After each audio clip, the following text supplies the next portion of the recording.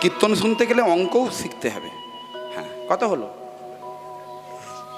33 নয় 36। 11 যুক্ত 12 যুক্ত 13 সমান 36 যুক্ত 89, 125 মিলল? 125 হয়েছে। এইবারে দেখুন মায়েরা, প্রত্যেকে কিন্তু হাতগুলো তুলবেন, মিথ্যাভাবে হাত নামিয়ে রাখবেন না। কারা স্টার জলসাতে সিরিয়াল দেখেন হাত তুলুন দেখি। স্টার জলসা, হ্যাঁ তুলুন তুলুন, লজ্জা নেই লজ্জা নেই। 1 2 3। আপনারা কেউ দেখেন না? দেখেন দেখেন, হাসছেন, হাত তুলতে লজ্জা লাগছে। আচ্ছা বলুন তো, এখন থেকে 1-1.5 বছর আগে একটা সিরিয়াল হতো, সিরিয়ালটার নাম যেন কি যেন, রাধাকৃষ্ণ, তাই তো? রাধাকৃষ্ণ সিরিয়াল স্টার জলসাতে কে কে দেখেছেন হাত তুলুন তো। হ্যাঁ দেখছেন, একটু আগে কেউ হাত তুলছিল না, এখন সবাই হাত তুলছে। হ্যাঁ, রাধাকৃষ্ণ সিরিয়াল দেখেছেন। আচ্ছা বলুন তো, এই রাধাকৃষ্ণ সিরিয়ালে যিনি কৃষ্ণের চরিত্র অভিনয় করেছিলেন তার বয়স মোটামুটি কত? কত? 30-32, তাই না? আর যিনি রাধার চরিত্রে অভিনয় করেছিলেন তার বয়স মোটামুটি 26-27, হ্যাঁ কি না? 26-27। আচ্ছা বলুন তো, শ্রীকৃষ্ণের সঙ্গে বৃন্দাবনে 11 বৎসর রাধারানীর লীলা হয়েছিল। কারণ প্রথমেই বলেছি যে একাদশাং ব্রজেতুসাং, 11 বৎসর ব্রজলীলা হয়েছে। এই ব্রজলীলার পরে এই যে কৃষ্ণ চলে গেল, খুব মন দিয়ে শুনুন, যেদিনকার অক্রূরের রথে চড়ে মথুরার উদ্দেশ্যে রওনা দিয়েছিলেন, রাধারানীর সঙ্গে দেখা করতে এসেছিলেন প্রাণ গোবিন্দ, এসে বলেছিলেন শোনো রাধে, আমি আজ যাচ্ছি আর কালকেই চলে আসব, সেই কালের আর শেষ নাই। এই যে গেল, আর একদিন এক মুহূর্তের জন্য দেখা হয়নি, এক মুহূর্তের জন্য দেখা হয়নি। তাহলে বলুন, এই 26 বছরের রাধা আর 30 বছরের কৃষ্ণ, এটা কি শাস্ত্রসম্মত? মায়েরা বলুন, বলুন আস্তে, একটু আস্তে বলুন, শাস্ত্রসম্মত হ্যাঁ কি না? না। আর এইগুলো দেখার পরে যারা বিধর্মীরা ফেসবুকের মাধ্যমে বা বিভিন্ন জায়গাতে তারা কমেন্ট করে বসে, তোমাদের রাধাকৃষ্ণ কি ভগবান? ওই লীলা কি মানুষ দেখে? কি বলেন? রাধাকৃষ্ণ কি যুবক যুবতী বয়সে প্রেম করেছিল? হ্যাঁ, ভগবান শ্রীকৃষ্ণের এই তো গত 2 দিন আগে গেল রাসযাত্রা, গেল না? ভগবান শ্রী গোবিন্দ 8ম বর্ষীয় বালক, 8ম বৎসর বয়সে তিনি সর্বপ্রথম রাসলীলা পরিবেশন করেন। 8 বছরের শিশু, আপনাদের বাড়িতেও তো রয়েছে, কামকামনার গন্ধ থাকে, বলুন থাকে? কিন্তু আমরা সেগুলোর জন্য কখনো প্রতিবাদও করি না, আর আমরা টিভি চ্যানেলগুলো টিআরপি বাড়িয়েই যাচ্ছে, বাড়িয়েই যাচ্ছে। হ্যাঁ, আপনারা যদি সকলে মিলে ওই সিরিয়ালটা দেখেন, ওইটা দেখার পরে কিছুটা হলেও ভক্তি আসবে, এটা ঠিকই, কিন্তু এইগুলো দেখার পরে বিধর্মীরা কি কমেন্ট করবে? যে যুবক যুবতীর প্রেম, একটা পুরুষ মানুষ একসঙ্গে এতগুলো মেয়ের সঙ্গে লীলা করছে। হ্যাঁ, এইখানে একটি রসদ আছে। আমার গোবিন্দ একসঙ্গে 16,100 গোপিনীর মনোরক্ষা করেছিলেন, কিন্তু তুমি এমন একজন পুরুষ মানুষ, তোমার একটা স্ত্রীও তোমার ঘরে টেকে না, 100 বার তোমাকে কোর্ট কাচারি করতে হয়। ভগবান শ্রী গোবিন্দ মাত্র 8 বছর বয়সে গিরি গোবর্ধন পর্বত ধারণ করেছিলেন বাঁ হাতের কনিষ্ঠা আঙ্গুলিতে। তুমি এমন পুরুষ মানুষ, ঠিক আছে তুমি পুরুষ মানুষ, তোমার হাতে একটা 500 গ্রাম ওজনের বাটখারা দিয়ে দেবো, বেঁধে দেবো, 5 মিনিট রাখো, আঙ্গুল ভেঙে পড়ে যাবে। তাহলে ভগবান করলে লীলা, আর মানবে করলে কিন্তু খেলা। ভগবান সবসময় লীলাই করে থাকেন, আর মানুষ যেটা করে এটা খেলা। ভগবানও খেলা খেলতেন, আমরাও খেলা খেলি, কিন্তু ভগবানের খেলা আর মানবের খেলার মধ্যে পার্থক্য কেমন? মানব যখন একটা বাচ্চারা লাট্টু ঘোরায় না, ঘুরিয়ে ছেড়ে দিল, কত সময় পরে বন্ধ হয়? 1 মিনিট পরে লাট্টুটা বন্ধ হয়ে যায়। কিন্তু ভগবান এমন একটি লাট্টু ঘুরিয়ে ছেড়ে দিয়েছে, সেটা যুগ যুগান্তর ধরে ঘুরছে। যারা সায়েন্সের ছাত্র, যারা বিজ্ঞান নিয়ে পড়াশোনা করেছেন, আপনারা জানবেন একবার ঘুরিয়ে ছেড়ে দিয়েছে, আজও ঘুরছে, এখনো ঘুরছে। সেই জন্য বলছে তারকার বিশোষে খেলো না তব হে উদাসী, পড়িয়াছে রাঙা পায়ের কাছে রাশি রাশি। ওই তারকার বিশোষে খেল না তব হে উদাসী, পড়িয়াছে রাঙা পায়ের কাছে রাশি রাশি। শূন্যে মহায়াকাশে তুমি মগন লীলা বিলাসে, শূন্য মহা আকাশে তুমি মগ্ন নীলা বিলাসে। ভাঙিছ গড়িছ নীতি ক্ষণে ক্ষণে, নিরজনে প্রভু নিরজনে খেলিছ এ বিশ্বলয়ে বিরাট শিশু আনমনে খেলিছ বিশ্বলয়ে বিরাট শিশু আনমনে খেলিছ। ভক্তমণ্ডলী, ভক্তিমতী মা, এই একাদশং ব্রজয়িতসং দ্বাদশং মথুরাপুরী তিরোদশং পাণ্ডব সেনা 89 দ্বারকাপুরী। এই 11 বৎসরের পরে কৃষ্ণ যা চলে গেলেন, রাধারানীর সঙ্গে এক মুহূর্তের জন্য মিলন হয়নি। আর কৃষ্ণ শূন্য বৃন্দাবনে আপনারা যারা শ্রীকৃষ্ণের রূপ বর্ণনা শুনেছেন, এই দিকে মা যারা ঘুমোচ্ছেন, আপনাকে খুব ভালো লাগছে, ঠান্ডা পড়েছে, বেশ আরাম হচ্ছে, আমার ঘাম বেরিয়ে যাচ্ছে এদিকে আপনাদেরকে কীর্তন শোনাতে। আপনি বলবেন না তোমরা তো পয়সা নেবে, ওই জন্য তোমরা এসছো, আমরা ঘুমাই। পয়সা নিয়ে কীর্তন শুনছেন, এখানে যে কজন ভক্ত আছে না, আপনাদের প্রত্যেকের ভাগে চাঁদা ওনারা দিচ্ছেন, প্রত্যেকের ভাগের চাঁদা, প্রত্যেকের টাকা যাচ্ছে। এই যে কীর্তন হচ্ছে, আপনাদের প্রত্যেকের টাকা যাচ্ছে। তাহলে কি টাকা যখন খরচাই হচ্ছে, তাহলে কিছু নিয়ে যান। হ্যাঁ, পয়সা তো খরচাই হচ্ছে, হচ্ছে মানে তো আর একটু পরে আমি নেমে যাব, 1 ঘন্টা পরে, পাক্কা 1 ঘন্টা পরে নেমে যাব, তখন যত খুশি ঘুমিয়ে যাবেন। আবার 1 ঘন্টা পরে, এই সন্ধ্যা আরতির পরে আবার জেগে বসবেন, আবার কি অনুষ্ঠান আছে তখন জেগে যাবেন। মন দিয়ে শুনুন, এই যে কৃষ্ণ চলে গেল, রাধারানীর সঙ্গে আর দেখা হয়নি, এর কারণ কি? দেখুন, পাপ কখনো বাপকেও ছাড়ে না। এই লীলায় প্রতিটা মুহূর্ত তত্ত্বের লীলা। পাপ কখনো বাপকেও ছাড়ে না। তুমি হতে পারো মুখ্যমন্ত্রী, হতে পারো প্রধানমন্ত্রী, হতে পারো রাষ্ট্রপতি, হতে পারো তুমি মুকেশ আম্বানি, পাপ যদি তুমি করে থাকো, শ্রীমতী রাধারানীও ছাড় পায়নি। কারণ জেদ, অহংকার। ভগবান দুটো জিনিস ব্রত মেনে পালন করেন। ভগবান দুটো জিনিস কখনো সহ্য করতে পারেন না। এক হচ্ছে ভক্তের নয়নের জল।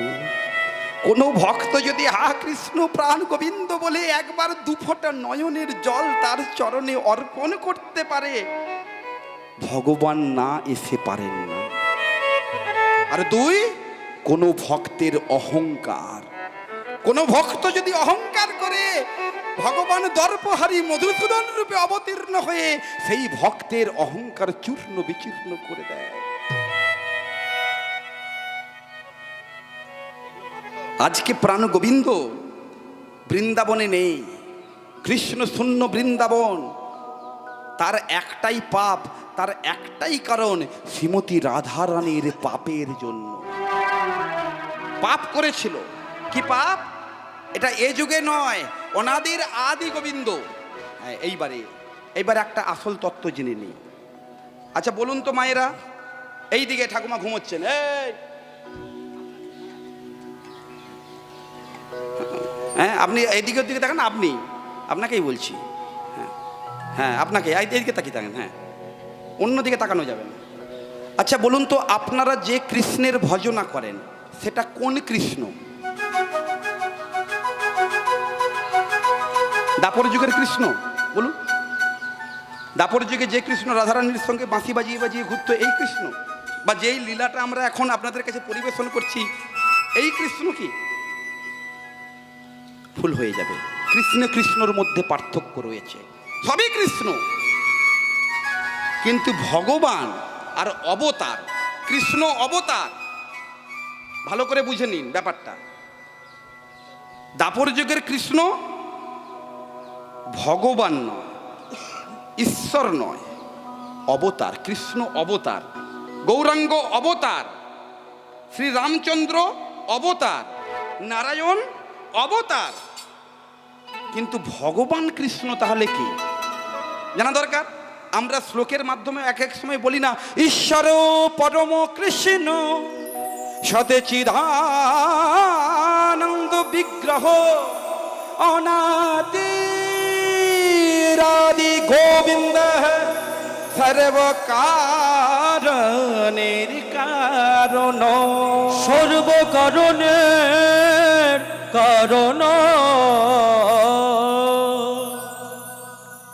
ঈশ্বর পরম কৃষ্ণ সৎ চিৎ আনন্দ বিগ্রহ অনাদির আদি গোবিন্দ। অনাদির আদি বলতে পারতো তো সত্য যুগের গোবিন্দ, বলতে পারতো তো ত্রেতা যুগের গোবিন্দ, বলতে পারতো তো দাপর যুগের গোবিন্দ। বলল অনাদির আদি গোবিন্দ সর্বকারণের কারণ। অনাদির আদি কোনটা না? সত্য যুগের আগে একটা যুগ ছিল। ভালো করে মন দিয়ে দেখুন, শুনুন। সত্য যুগের আগে একটা যুগ ছিল। তখন এই পৃথিবীতে ঘর ছিল না, বাড়ি ছিল না, কোনো মানব জাতি ছিল না, মানুষ বসবাসযোগ্য ছিল না। সারা পৃথিবী ছিল জলমগ্ন।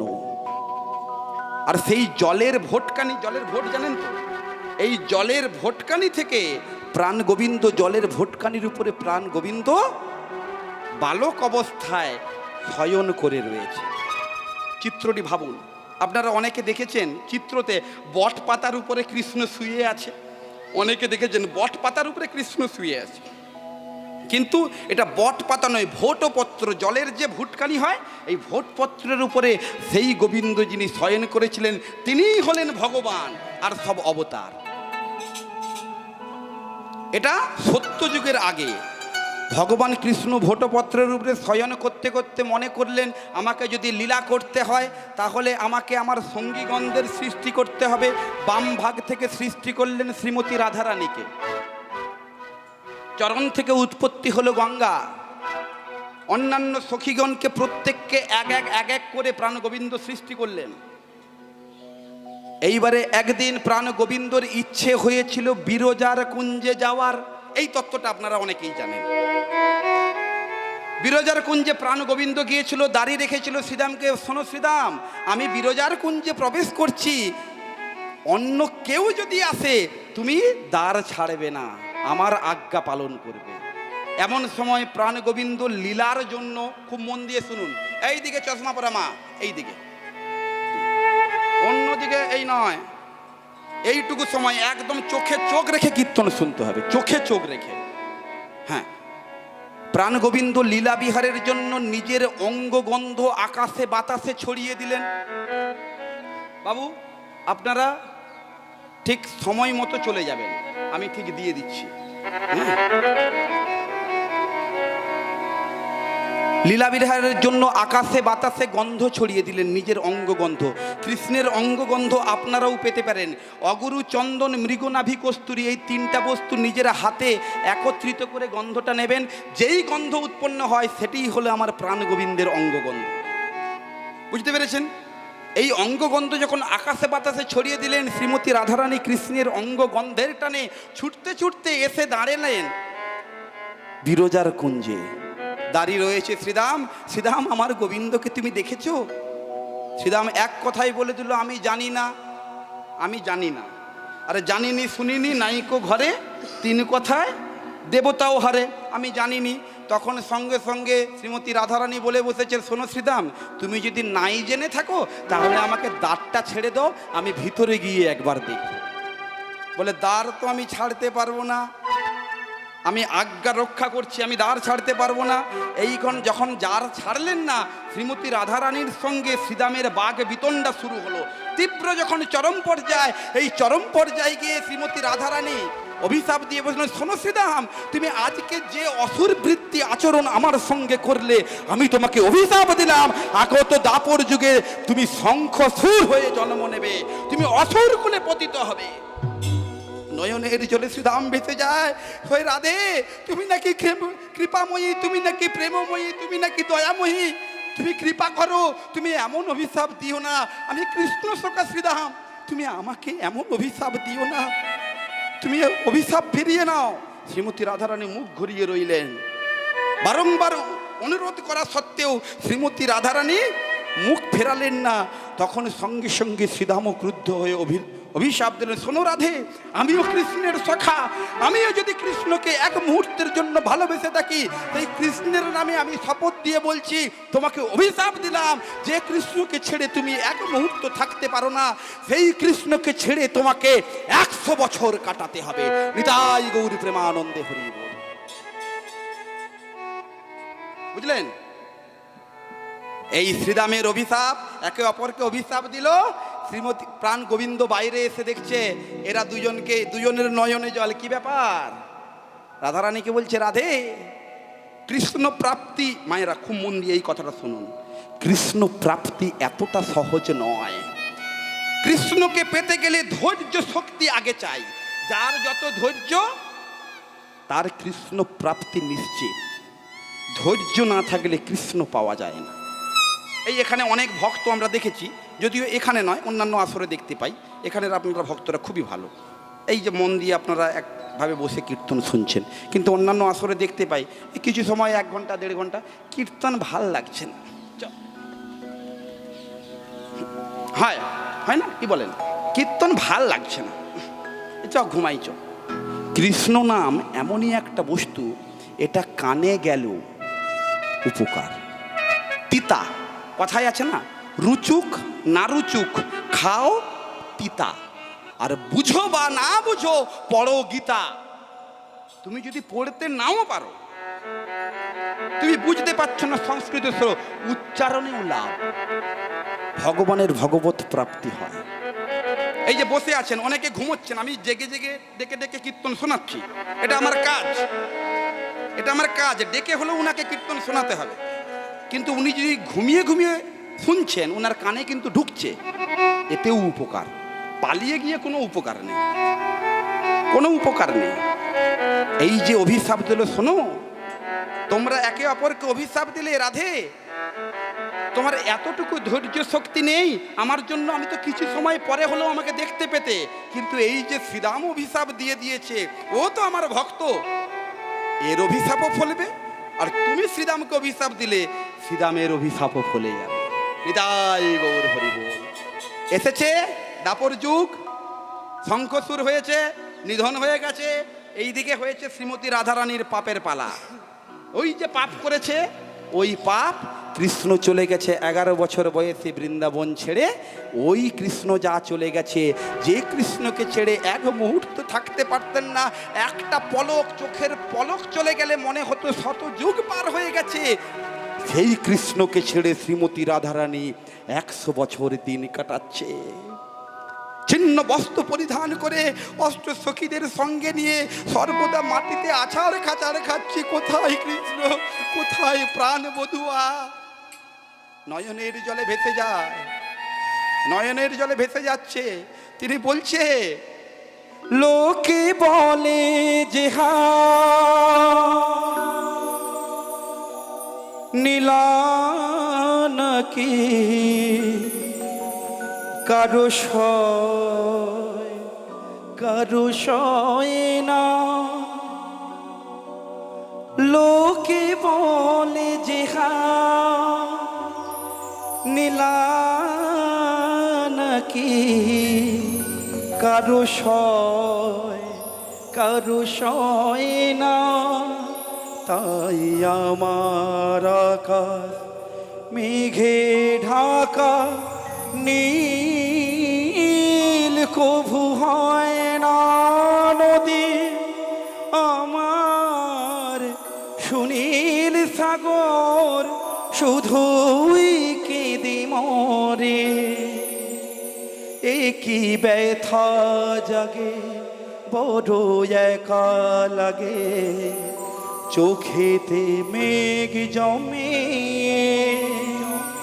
ঝিরি ঝিরি বাতাসে কাঁদে, আজি তোমায় মনে পড়ে। ভক্তমণ্ডলী, ভক্তিমতী মা নয়নের জলে ভেসে যায়, হে প্রভু, হে প্রভু, হে প্রাণ গোবিন্দ, তুমি মানুষ রূপে লীলা করতে এসেছো, কিন্তু মানুষ রূপ নিলেই শুধু মানুষ হওয়া যায় না। শুধু মানুষ হইলে হইতো না যদি মন না থাকে, ভালোবাসি বলে কষ্ট তুই দিলে আমাকে। হলো কি লাভ হইল এক মোরারে, আবার মারিলা, ভালোবাসার নামে তুমি অন্তর ভাঙিলা। বলো কি লাভ হইল এক মোরারে, আবার মারিলা, ভালোবাসার নামে তুমি অন্তর ভাঙিলা। হো হো হো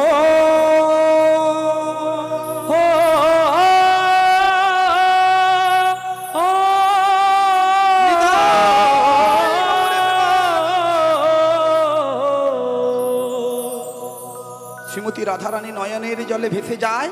এইবারে মন দিয়ে গল্পটা শুনুন। আসল কৃষ্ণ তো বৃন্দাবনে নেই, আছে? আসল কৃষ্ণ নেই। আসল কৃষ্ণ নেই বলেই প্রাণ শ্রীমতী রাধারানী প্রাণ গোবিন্দর একটি মূর্তি আঁকলেন। মৃত্তিকা উপরে একটা কাঠি দিয়ে, মাটির উপরে বাচ্চারা যেমন মূর্তি আঁকে, মাটির উপরে মূর্তি আঁকছেন শ্রীমতী রাধারানী নিজে। গোবিন্দের, গোবিন্দ নেই, গোবিন্দর মূর্তির সঙ্গে, চিত্রের সঙ্গে থাকতে চাইছে। এইবারে শ্রীমতী রাধারানী মূর্তি আঁকছে। কিভাবে আঁকছে একটু মন দিয়ে দেখুন আপনারা। আর একটা জায়গা আঁকবে না, সেটা কোন জায়গাটা আঁকবে না আপনারা একটু বলে দেবেন, যে কোন জায়গাটা আঁকতে ভুলে গেছে শ্রীমতী রাধারানী। আহা কৃষ্ণ কৃষ্ণ বলি কাঁদে বাহু তুলি, আমার প্রাণবধূ গেল কোথায়? ও গো মৃত্তিকায় উপরে মূরতি আঁকিয়া, তারি শনে কহে কথা গো, তার শনে কহে কথা। বলে বলো বলো বধূ কথা বলো, আমি অনেক দিন তো শুনি নাই গো। বলো বলো বধূ কথা বলো। এইবার আঁকিয়া সে কোটি, পড়াইল ধটি, কত না যতনে প্যারি। আঁকিয়া সে কোটি, মন দিয়ে শুনুন, আঁকিয়া সে কোটি, পড়াইল ধটি, কত না যতন করি। এবার নাভি সরোবর আঁকিল তার নাভি সরোবর আঁকিল তার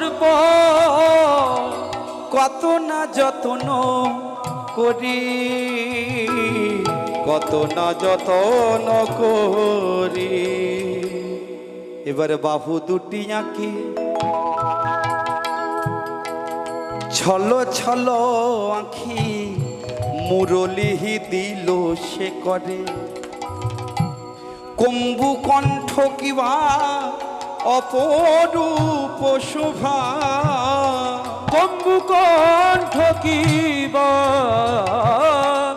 অপরূপ শোভা। ভক্তমণ্ডলী, ভক্তিমতী মা কি বলল? বাহু দুটি আঁকি ছলো ছলো, শ্রীমতী রাধারানীর ছলো ছলো আঁখি মুরলি দিল সে করে কম্বু কণ্ঠ কিবা। কণ্ঠ তো বুঝলাম, কিন্তু কম্বু কণ্ঠ কি? ও ঠাকুমা, এইদিকে সাদা শাড়ি, এইদিকে, হ্যাঁ হ্যাঁ ওই দেখি, একদম ঘাড় ঘুরানো যাবে না। কম্বু কণ্ঠ কি জানেন? শাঁখ বাজিয়ে সন্ধ্যা দেন না? সন্ধ্যা দেন তো? ওই সন্ধ্যা দেওয়ার সময় শাঁখটার দিকে একবার তাকিয়ে দেখবেন, যে দিক থেকে ফুঁকটা দেওয়া হয় দেখবেন শাঁখের মুখে থাক সাজানো থাকে না শাঁখের কণ্ঠদেশটা। দেখবেন অনেক মায়েদের কণ্ঠ দেখা যায়, গলায় সুন্দর ভাঁজ, থাক ভাঁজ। কম্বু কণ্ঠ কিবা অপরূপ শোভা, বদন আঁকিল পরে, বদন আঁকিল করে। এইবারে বলুন মায়েরা, কোন জায়গাটা আঁকলো না এখনো পর্যন্ত? আস্তে আস্তে দাঁড়াও না রে, একটু সাউন্ড কমা। হ্যাঁ, কোনটা আঁকেনি? তানপুরাটা একটু কমা ভাই, বলুন। কোমর, আমি তো প্রথমেই বললাম আঁকিয়া সে কোটি, কোটি মানে হ্যাঁ, ললিতা বলে, বিশাখা বলে, চিত্রা, চম্পক, লতিকা বলে, ও গো রাধে গো, তুই তো আমার প্রাণ গোবিন্দের সর্বাঙ্গ আঁকলি, চরণে কেন আঁকলি না? তখন নয়নের জলে শ্রীমতী রাধারানী কেঁদে কেঁদে কেঁদে বলে, ওরে ললিতা, বিশাখা, চিত্রা, চম্পক, লতিকা, তোরা শোন, আমার গোবিন্দের চরণে কেন আঁকলাম না জানি। কেন আঁকলি না? আসলে কৃষ্ণের চরণে ছিল বলে সে তার সাধের বৃন্দাবন ছেড়ে, তার সাধের রাধারানীকে ছেড়ে, সকলকে ছেড়ে চিরতরের মতো চলে গেছে।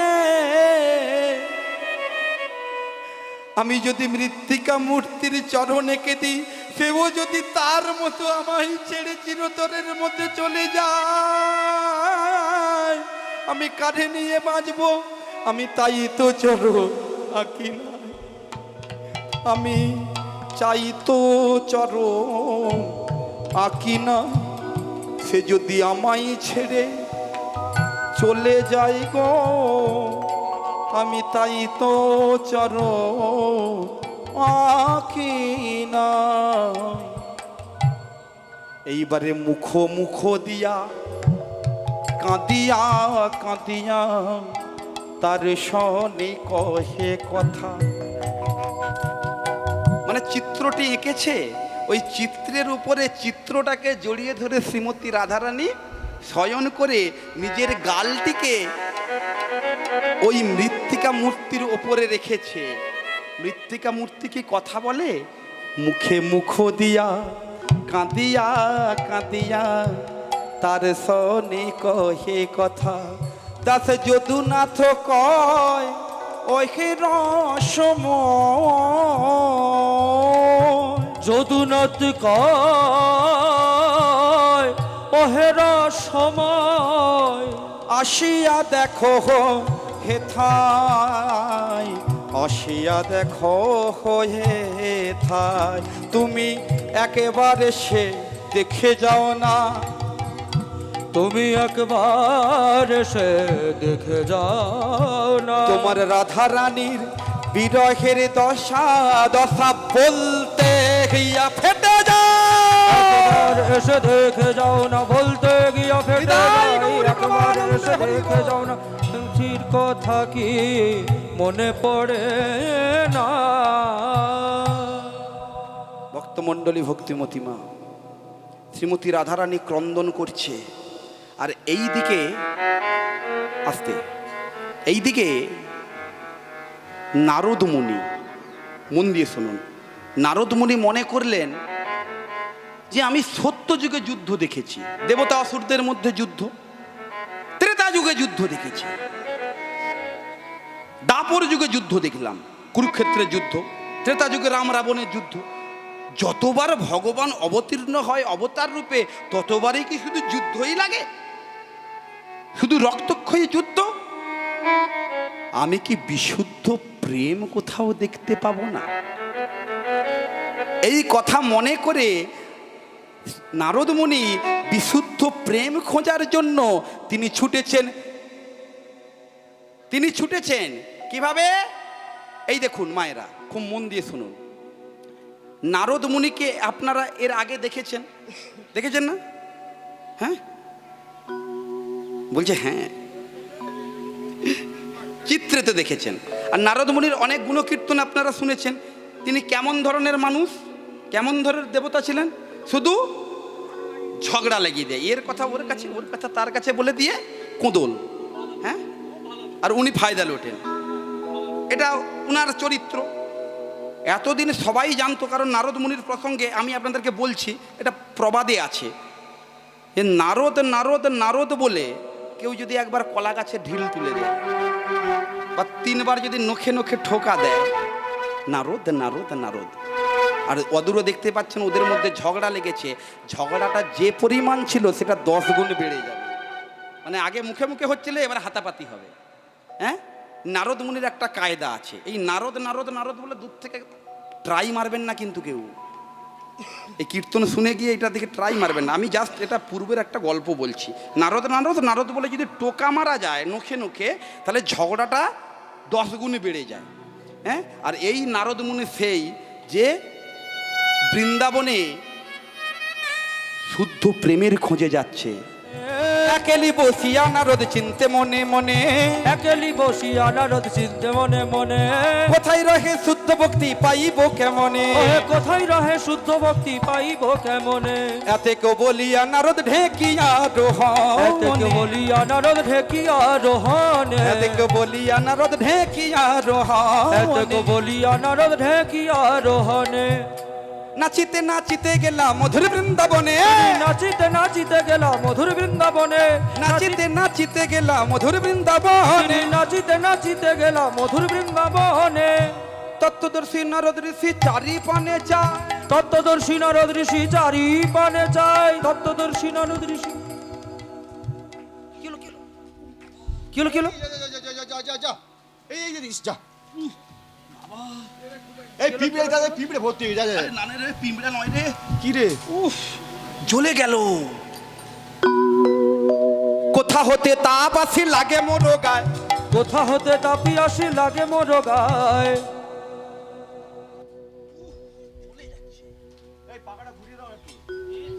অঙ্গ কেন জ্বলে যায়, অঙ্গ কেন জ্বলে যায়, অঙ্গ কেন জ্বলে যায়, আমার অঙ্গ কেন জ্বলে যায়, আমার অঙ্গ কেন জ্বলে যায়। চূড়াইতে ব্রজে এলাম ওই না মধুর বৃন্দাবনে, জুড়াইতে ব্রজে এলাম ওই না মধুর বৃন্দাবনে, জুড়াইতে ব্রজে এলাম ওই না মধুর বৃন্দাবন, জুড়াইতে ব্রজে এলাম ওই না মধুর বৃন্দাবন।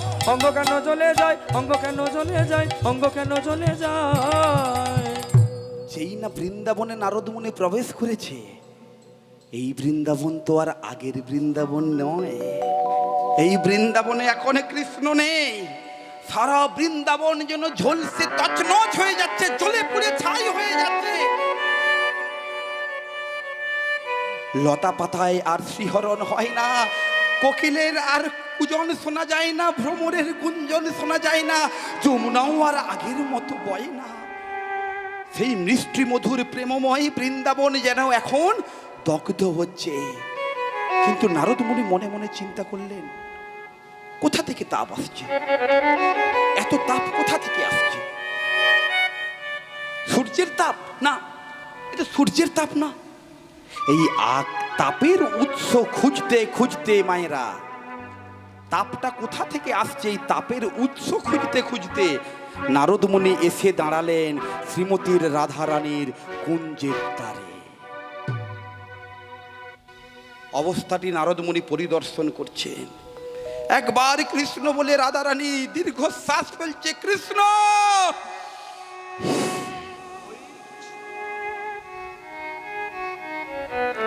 এই যে দীর্ঘ নিঃশ্বাস, যতবার কৃষ্ণ বলে দীর্ঘ নিঃশ্বাস ফেলছে, নাকের গোড়া থেকে অগ্নি স্ফুরিত হয়ে সারা বৃন্দাবন দগ্ধ হচ্ছে, জ্বলে পুড়ে ছাই হয়ে যাচ্ছে।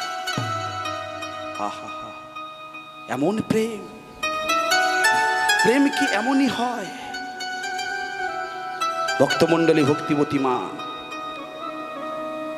চণ্ডীদাসের পদাবলিতে বলছে ক্রাম কাম আর প্রেম হয় বহুত অন্তর। এখন যে প্রেম আর শ্রীমতী রাধারানীর যে প্রেম, দুটো প্রেমের মধ্যে কত পার্থক্য। স্বামী 6 মাসের জন্য বিদেশ চলে গেছে, বউ এদিকে পাখি উড়ে গেছে, নাই প্রেম। অথচ বিয়ের আগে 10 বছর ধরে প্রেম করেছে, তারপরে বিয়ে করলো। স্বামী 6 মাস সংসারের জন্যই রোজগার করতে চলে গেছে, আর বউ এদিকে পাখি উড়ে গেছে। হয় আপনাদের এদিকে হয় না?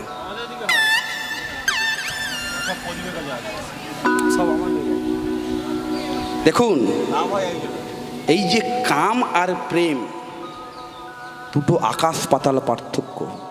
ভালো যদি বাঁচতে হয় শ্রীমতী রাধারানীর মতো ভালোবাসো, প্যার যদি করতে হয় শ্রীমতী রাধারানীর মতো প্যার করো, আর জীবন যদি অর্পণ করতে হয়, প্রেম যদি শিখতে হয়, মীরার মতো প্রেম করো। রানা প্রতাপ বিষ খাইয়ে দিল।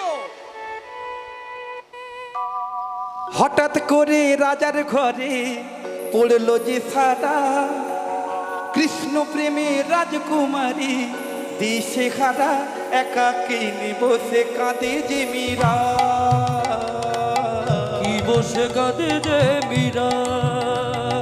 হঠাৎ করে রাজার ঘরে পড়লো যে সারা, কৃষ্ণ প্রেমে রাজকুমারী দিশে হারা, একাকিনী বসে কাঁদে যে মীরা। একাকী বসে কাঁদে যে মীরা। উতলায় মন খুঁজে মন আজীবন, কবে সে পাবে দর্শন। চাতকের মতো তৃষ্ণার্থ সে খুঁজে মরে তাকে সারাক্ষণ। রানা প্রতাপের বিস্পান করে মহিমা গুণে মীরা পেল অমৃতের রসা। কানু লীলায় মেবার রানী ছন্ন ছাড়া, ভিখারিণী হয়ে এলো ব্রজের পাড়া, একাকিনী বসে কাঁদে যে মীরা। একাকী বসে কাঁদে যে মীরা। হঠাৎ করে রাজার ঘরে পড়লো যে সারা, কৃষ্ণ প্রেমে রাজকুমারী মাতোয়ারা, একাকী বসে কাঁদে যে মীরা। একাকী বসে কাঁদে যে মীরা। ভক্তমণ্ডলী, ভক্তিমতী মা কি বলল? রাজা রানা প্রতাপের বিষ পান করেও মহিমা গুণে মীরা পেল অমৃতের স্বাদ। অমৃত পেলে মানুষ বেঁচে যায়, বিষ পান করেও প্রাণ গোবিন্দের লীলায় সে অমৃত পান করে নিয়েও বেঁচে গেছে। তাহলে প্রেম যদি করতে হয় শ্রীমতী রাধারানীর মতো করো, প্রেম যদি করতে হয় মীরার মতো প্রেম করো। মনে মনে ভাবছেন নারদ মুনি, আহা অপূর্ব প্রেম, কিন্তু আমার তো বড্ড জানতে ইচ্ছে হচ্ছে যে কৃষ্ণকে ভালোবেসেছে শ্রীমতী রাধারানী, যার জন্য 100 বছরও অপেক্ষা করে আজও বসে রয়েছে, এত ক্রন্দন করছে মাটিতে আছাড় কাছাড় খেয়ে, কিন্তু সেই কৃষ্ণ তো অতীব সুন্দর দেখতে নয়। কি বলেন? সুন্দর দেখতে? কেমন রং? কৃষ্ণের রং কালো। কালো, ঠিক বলেছেন। তাহলে দেখুন, যে কালো কৃষ্ণের এমনই প্রেম, কি এমন প্রেম, তাতেই আজও পর্যন্ত 100 বছর শ্রীমতী রাধারানী ক্রন্দন করছে। হা হা হা হা। আমার নিজের লেখা এখানে একটা গান আছে। শ্রীমতী রাধারানীকে বলে বুঝলেন নারদ মুনি, বলো তো যে তুমি কেমন একটা তো কালো মানুষকে প্রেম করেছো, তাকে ভুলে যাও, আবার তুমি ওর থেকে সুন্দর দেখতে পাবে।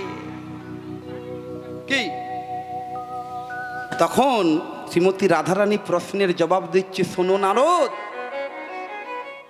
তুমি শুধু তার অঙ্গের রূপটা দেখলে, গায়ের রংটা দেখলে, তার হৃদয়টা তুমি দেখলে না। আহা হা। যদি কেউ কাউকে সত্যিকারের ভালোবেসে থাকে না, দেখবেন নিজেদের মধ্যে ঝগড়া করবে। ধরুন আমি উদাহরণস্বরূপ, স্বামী স্ত্রীর মধ্যে একে অপরকে ভালোবাসে, হ্যাঁ, কিন্তু স্বামীর চরিত্রটা ভালো নয়, সবসময় মদ খায় বা গাঁজা খায়, হ্যাঁ, কিন্তু যদি রিয়েল ভালোবাসাটা যদি বেঁচে থাকে, দেখবেন ওর স্ত্রীর কাছে ওর স্বামীর নামের বদনামটা একবারে গিয়ে বলবেন যে তোমার স্বামী ওই রকম স্বামীর সঙ্গে লোক সংসার করে, সব সময় মদ খায় গাঁজা, আই তুমি ওই মেয়েটার সঙ্গে সঙ্গে এক চাটি মেরবে গেলে, হ্যাঁ, তুমি আমার স্বামীর নামে উল্টা পাল্টা বেরোবে কেন? সে এটা হচ্ছে আসল ভালোবাসা, হ্যাঁ। আর যেহেতু এতদিন ছেড়ে চলে গেছে রাধাকৃষ্ণকে, এতদিন ছাড়াছাড়ি, মাঝখানে প্রেমের গভীরতাটা চেক করার জন্য নারদমুনি বলছে, আরে কালো কৃষ্ণকে ভালোবেসে কি হবে, ওকে ভুলে যাও। তখন বলছে তুমি শুধু তার রংটা দেখলে, তোমার তার হৃদয়টা দেখলে না। আচ্ছা বলুন, তোমার সত্যিই কি কৃষ্ণ কালো? কালো, হ্যাঁ? তত্ত্বদর্শীরা বলছেন কৃষ্ণ কালো নয়। তার কারণে কি, আপনারা যদি দুপুর 12টার সময় আকাশের দিকে তাকিয়ে সূর্যটা দেখেন, 1 মিনিট তাকানোর পরে নিচে তাকালে সব কালো। তেমনি কৃষ্ণের অঙ্গজ্যোতি হলো 1 কোটি সূর্যের সমান। ঠাকুমা ঘুমাবেন না, 1 কোটি সূর্যের সমান, হ্যাঁ, 1 কোটি সূর্যের সমান। তার দিকে, আরে সূর্য তো দূরের কথা, আমি আপনাদেরকে দেখতে পাচ্ছি না এইটার দিকে তাকানোর পর।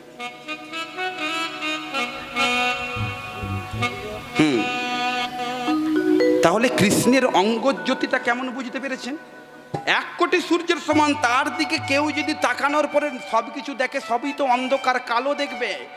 শোনো নারদ, তুমি বলছো যে কালো মানুষ, কালো মানুষ হলেই তো আর মনে কালো হয় না, সাদা মানুষ হলেই তো আর মনে সাদা হয় না, কালো মানুষ হলেই তো আর মনে কালো হয় না। কালো সে যমুনার জল সর্বলোকে খায়, খায় না? বৃন্দাবনে গিয়েছেন?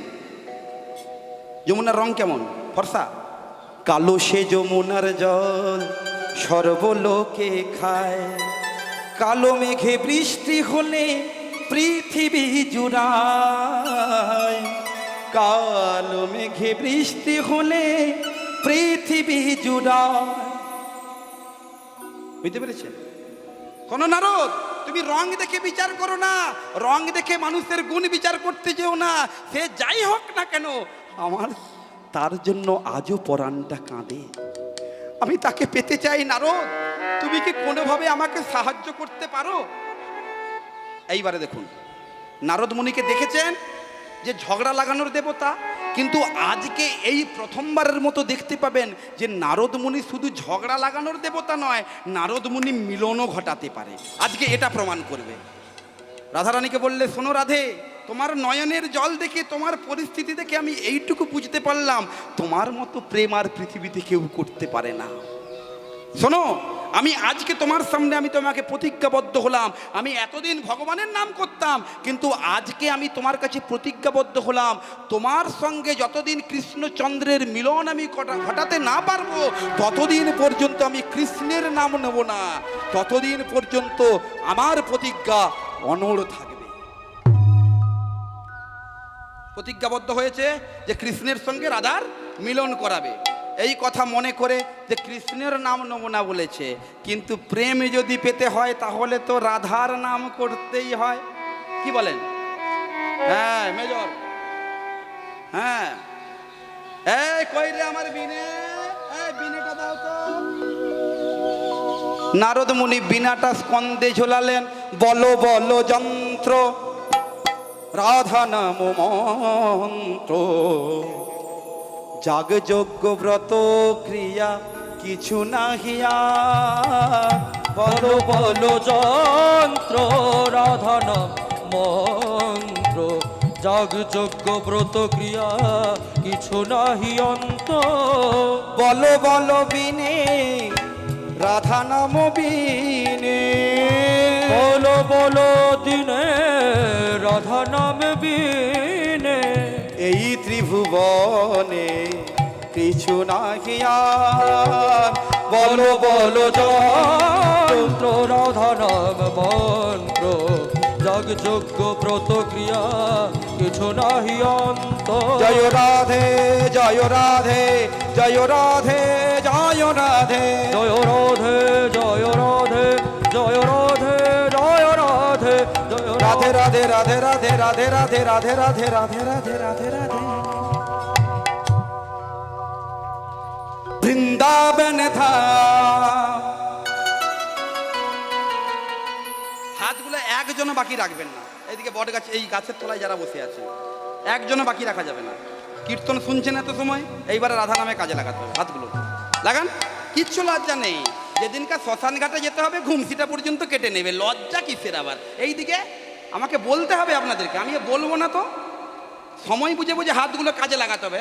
বৃন্দাবন ধাম অপার জপে যা রাধে রাধে বৃন্দাবন ধাম পার জপে যা রাধে রাধে জপে যা রাধে রাধে ভোজে যা রাধে রাধে জপে যা রাধে রাধে বলে যা রাধে রাধে জপে যা রাধে রাধে ভোজে যা রাধে রাধে জপে যা রাধে রাধে বলে যা রাধে রাধে राधे अलबेली सरकार हो जो पे जा राधे राधे राधे अलबेली सरकार हो जपे जा राधे राधे बाके बिहारी श्री वृंदावन में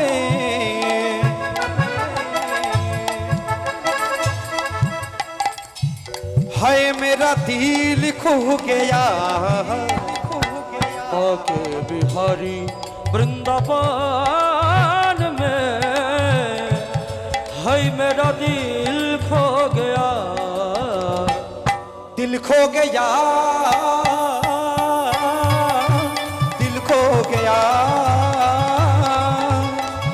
दिल खो गया दिल खो गया हो दिल खो गया दिल खो गया दिल खो गया दिल खो गया यहाँ होता नित्य राशि हा संतो कवाशी हा भावर भक्ति का इहो हो शाशी हा होता नित्य राशि हा संतो कवाशी हा भावर भक्ति का इहो हो शाशी हा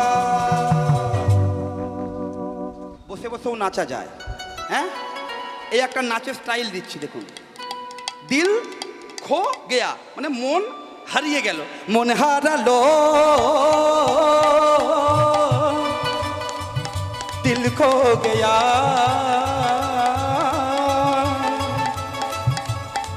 मन हारलो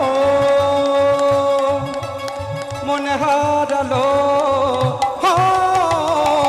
दिल खो गया दिल खो गया दिल खो गया दिल खो गया दिल खो गया दिल खो गया दिल खो गया दिल खो गया खो गया दिल खो गया दिल खो गया दिल खो गया নারদমণি শ্রীমতী রাধারানীর নাম গাইতে গাইতে গাইতে গাইতে কৃষ্ণচন্দ্র তখন দ্বারকার রাজা, দ্বারকার অট্টালিকার বাইরে এসে শ্রীমতী রাধারানীর যেই না নাম গেয়ে উঠেছে, অমনি আকাশ বাতাস গগন মুখরিত হয়েছে শ্রীমতী রাধারানীর নামে। রাধারানী কি জয় দেবেন না, শুধু হাত তুললে হবে, এবার তো মুখটাকেও কাজে লাগাতে হবে। দেন রাধারানী কি। ব্যাটারি ডাউন, ঘরে ঝগড়া করার সময় উড়িয়ে বাবরে, প্রেম সে বলুন জোরে, রাধারানী কি, রাধারানী কি, রাধারানী কি? শ্রীমতী রাধারানীর নাম যেই না প্রাণ গোবিন্দ শুনতে পেয়েছে, সিংহাসন থেকে ছুটতে ছুটতে ছুটতে ছুটতে রাজপ্রাসাদের বাইরে এসে দেখে নারদ মুনি। কি নারদ, এত সুন্দর মধুর কণ্ঠেশ্বরে রাধার নাম তুমি গাইছিলে? নারদ মুনি চুপচাপ বসে আছে, দাঁড়িয়ে আছে। নারদ মুনি চুপচাপ দাঁড়িয়ে আছে। কি গো নারদ, তুমি গাইছিলে? তুমি তো এতদিন আমার নাম গাইতে, কিন্তু এখন দেখছি তুমি রাধার নাম গাইছো। কোনো সংবাদ এনেছো? এই আস্তে শোনো কৃষ্ণচন্দ্র, আমি দেবর্ষি নারদ, দেবতা যুক্ত ঋষি, সেই জন্য আমি দেবর্ষি নারদ। আমার কথা হয় নারদ, আমার কথা কেউ রদ করে দিতে পারে না। আমি কার নাম গাইবো না গাইবো সেটা আমার ব্যক্তিগত ব্যাপার, আমি তোমাকে কোনো জবাবদিহি করতে আসিনি। এখনো পর্যন্ত ভারতের মাটিতে মুনি ঋষিদের যে প্রতাপ রয়েছে সেটা অন্য কোনো জায়গায় তো পাবেন না। আপনারা যদি বৃন্দাবনে যদি আজও যান দেখতে পাবেন। কে বৃন্দাবনে বর্তমানে কে রয়েছেন? কে বলুন, নাম বলুন। প্রেমানন্দ বাবাজির নাম শোনেননি আপনারা কেউ? শুনেছেন? প্রেমানন্দ বাবাজির নাম শুনেছেন? স্বয়ং রাধারানীর বরপুত্র, বুঝতে পেরেছেন? এখনো পর্যন্ত ভারতের মাটিতে মুনি ঋষিদের প্রভাব ছিল, আছে, ভবিষ্যতেও থাকবে। আমি কার নাম গাইব না গাইব সেটা আমার ব্যক্তিগত ব্যাপার, কিন্তু আমি তোমাকে একটা পরামর্শ বা তোমার উপকারের জন্য আমি এসেছি। তুমি যে এত এত পাপ করেছো, এই পাপের কখনো খণ্ডন করেছো? প্রাণ গোবিন্দ মাথা চুলিকে ভাবছে সর্বনাশ, আমি আবার কি পাপ করলাম রে বাবা? বলে কেন পাপ করনি? যখন তুমি রাম অবতারে ছিলে তখন তুমি কত রাক্ষসের প্রাণ নিয়েছো, রাবণ রাজার প্রাণ নিয়েছো, মেনে নিলাম। আবার যখন দাপর যুগে কুরুক্ষেত্রে যুদ্ধ বাঁধলো তখনও তুমি কত মানুষের প্রাণ নিয়েছো শুধু তোমার প্ররোচনায়। বলছে শোনো নারদ, তুমি বলছো ঠিকই, কিন্তু ভুল রয়েছে। কি না, ধর্ম অধর্মের মধ্যে যখন যুদ্ধ হয় তখন যারা অধার্মিক ব্যক্তি তাদের প্রাণ আমি নিয়েছি, ধার্মিক ব্যক্তিদের তো নিইনি। কি বলেন, নিয়েছে? ধার্মিক ব্যক্তির প্রাণ নিয়েছে? নাইনি তো। তখন নারদ মুনি বলছে শোনো কৃষ্ণচন্দ্র, ধর্ম অধর্মের মধ্যে যখন যুদ্ধ হয় তখন যেমন অধর্মিক ব্যক্তির প্রাণ যায়, তেমনি কিছু ধার্মিক ব্যক্তিরও প্রাণ যায়, যায় না? কি বলেন? ধর্ম অধর্মের যুদ্ধ হলে কিছু ধার্মিক ব্যক্তির প্রাণ তো যাবেই, যাবে না? হ্যাঁ, তেমনি আপনারা ভাবুন রামচন্দ্রের সময়কালে রাক্ষসকুল ধ্বংস হয়েছে, কিন্তু তরণী সে তো ছিল রাম ভক্ত, বিভীষণের পুত্র তরণী সে তো ছিল রাম ভক্ত, তাকেও প্রাণ ত্যাগ করতে হয়েছে। আবার এইদিকে কুরুক্ষেত্রের যুদ্ধে দেখুন, পিতামহ ভীষ্ম, গুরু দ্রোণ, কৃপাচার্য, এরা তো ধার্মিক ব্যক্তি ছিল, হ্যাঁ, এরা পুণ্যবান ছিল, তবু এদের প্রাণ গেছে সময়ের। কারণ যখন ডাক আসবে কালাকালের কর্তা এলে সব শেষ। হ্যাঁ, বলে শোনো, তুমি কিছু ধার্মিক ব্যক্তির প্রাণ নিয়েছো, এর জন্য তুমি কি কখনো পাপের খণ্ডন করেছো? বলছেন না, তা তো করিনি। বলে এটা যদি করতে হয় তাহলে তোমাকে এক কাজ করতে হবে, তুমি একটা যজ্ঞ করো। বলে বাবা, যজ্ঞ তো কিছুদিন আগে হয়ে গেল, রাজসূয় যজ্ঞ করলো যুধিষ্ঠির, রাজসূয় যজ্ঞ করেছে। বলে আরে যুধিষ্ঠির করেছে, সেটা যুধিষ্ঠিরের পুণ্য হয়েছে, তোমার তো কিছু হয়নি। তুমি খেলে আমার পেট ভরবে না, আমি খেলে তোমার পেট ভরবে, তোমাকে যজ্ঞ করতে হবে। বাবা যজ্ঞ করব, কিন্তু যজ্ঞ করতে গেলে তো বিরাট একটা জায়গার প্রয়োজন, সেটা কোথায় হবে না? তার আমি জায়গা ঠিক করে রেখেছি। কোথায় কোথায় হবে? আমি কিন্তু প্রথমে বলেছিলাম, আপনারা সবাই ছিলেন। কোথায়?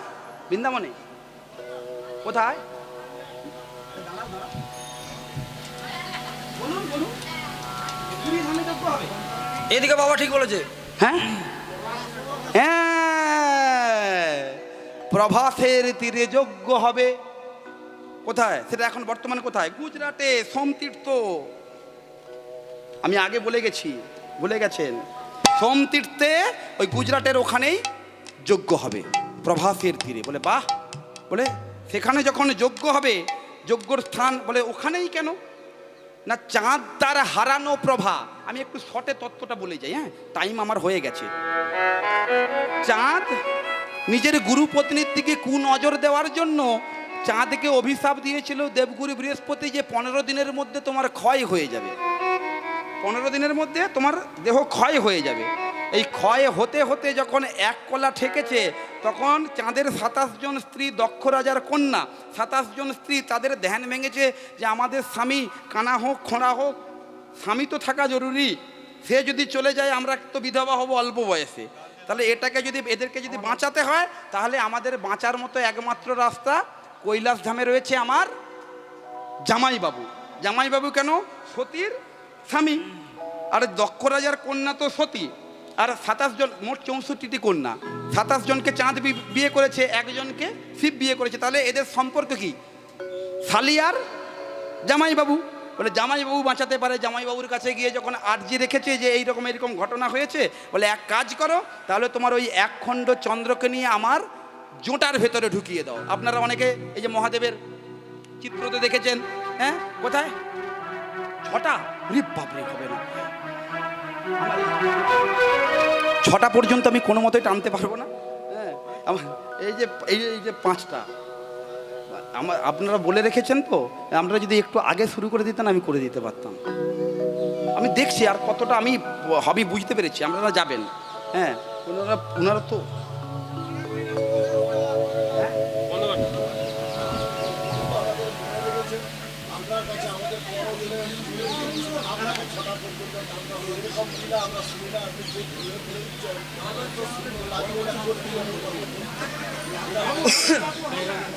কেন ছাড়ে?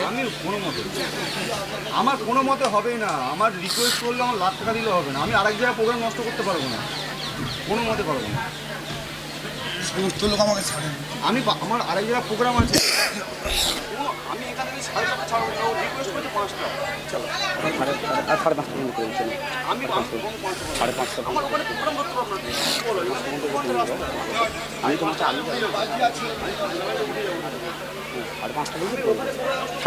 জয়নিধি গৌর হরি বল, হরি বল, হরি বল, থেমে যাও। তাহলে ওই মাথার ভেতরে যেই না ঢুকিয়ে দিয়েছে, সব জায়গা হচ্ছে অভিশাপ হয়। কিন্তু শিবের জট, আপনারা এই ঘড়ি দেখেছেন, ঘড়ি হচ্ছে ওয়াটার প্রুফ, আর শিবের জটা হচ্ছে অভিশাপ প্রুফ। সব জায়গায় অভিশাপ লাগতে পারবে, ওই জায়গায় আর অভিশাপ লাগতে পারবে না। যেই না চন্দ্রকে ঢুকিয়ে দিয়েছে, সঙ্গে সঙ্গে আকাশ তো অন্ধকার।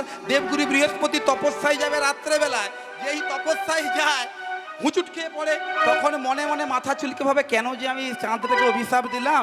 চাঁদ যদি আজকে বেঁচে থাকতো, ওকে বলে দিতাম সোম তীর্থে যদি ও স্নান করে, ও তার হারানো জ্যোতি ফিরে পাবে। চাঁদ তার হারানো জ্যোতি ফিরে পাবে। সঙ্গে সঙ্গে এই কথা শুনে নিয়েছে 27 জন স্ত্রী। অমনি সঙ্গে সঙ্গে শিবের মাথা থেকে ওই এক কলা চাঁদ বাইর করে এনে সোম তীর্থে যেই না ডুবিয়ে দিয়েছে, চাঁদ তার হারানো প্রভা আবার ফিরে পেল। সেই কারণে এই তীর্থটির নাম হলো প্রভাস তীর্থ। এই জায়গাতে যদি যজ্ঞ করা হয়, তাহলে তোমার যত পাপ আছে খণ্ডন হয়ে যাবে। বলে বাহ, জায়গাটা তুমি ভালো নির্ধারণ করেছো, এই জায়গাটায় যজ্ঞ করা যায়। কিন্তু যজ্ঞ করতে গেলে তোমার তো অনেক কিছু নিয়ম নীতি আছে। কি? ত্রেতায় রাম রাজা ছিল, অশ্বমেধ যজ্ঞ কইল।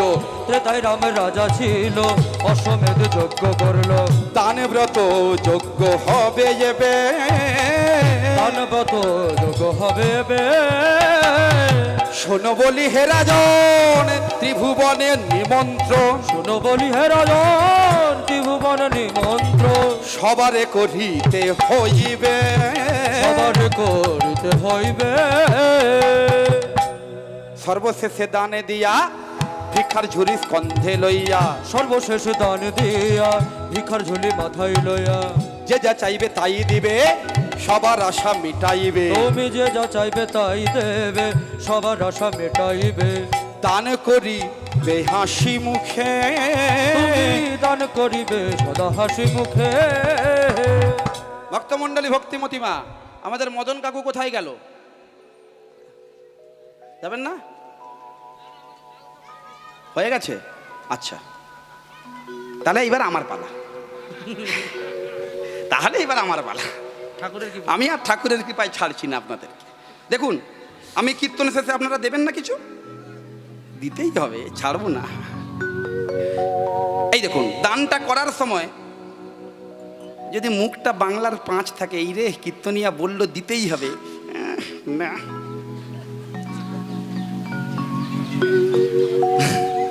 কেমন লাগবে? ভাল লাগবে?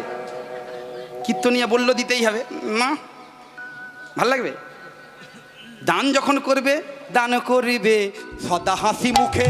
তুমি দান করিবে সদাই হাসি মুখে, তুমি দান করিবে সদা হাসি মুখে। তুমি দান করিবে সদা হাসি মুখে। সর্বশেষে দান দিয়া ভিক্ষার ঝুলি স্কন্ধে লইয়া, শেষে দান দিয়া ভিক্ষার ঝুলি সন্ধে লইয়া, ভিক্ষা করি যাবে মন সুখে। ভিক্ষা করি যাবে মন সুখে। তুমি ভিক্ষা করি যাবে মন সুখে। তুমি ভিক্ষা করি যাবে মহাসুখে। এই নারদ, তুমি এত সময় ঠিক বলছিলে, এবার ভুল বলছো। আমি রাজা, দ্বারকাধীশ, আমার তো ধন সম্পদের অভাব নেই, আমি আবার ভিক্ষা করতে যাব কেন? আমি সব দান করব ঠিক আছে, কিন্তু দান করার পরে আবার ভিক্ষা চাইবো, ভালো লাগবে? কি বলেন? আমি সব দান করে দিয়ে, ধরুন আপনার 5 বিঘা জায়গা আছে, মন্দিরের প্রকল্পে 5 বিঘা জায়গা দান করে দিয়ে কালকে রাস্তায় রাস্তায় বাবু দাও, বাবু দাও, ভাল লাগবে? হ্যাঁ, বললেন না রে বাবা, আমি ওটা বলিনি। কৃষ্ণচন্দ্র শোনো, তুমি ধরো এই মন্দির প্রকল্পে 500 টাকা দান করলে, দান করার পরে যদি কমিটির কাছে আঁচল পেতে বলো আমাকে 1 টাকা ভিক্ষা দাও, কমিটি কি দেবে না? কি বলেন? হ্যাঁ, এই রে না, আপনারা দেবেন, আমি নেবো, আমি না নিয়ে যাব না, এখন না, আমি কীর্তনটা শেষ করি। এটা বলার কথা প্রায় বলছে।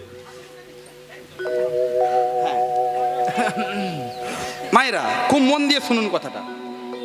আমি বলছি 500 টাকা কি 1000 টাকা কমিটির প্রকল্পে দিলেন, দেওয়ার পরে আপনি যদি কমিটিকে 1 টাকা ঘুরে টাকা চান, তাহলে কি কমিটি দেবে না? নিশ্চয়ই দেবে। এতে কি আপনার মান সম্মান চলে যাবে? যাবে কি?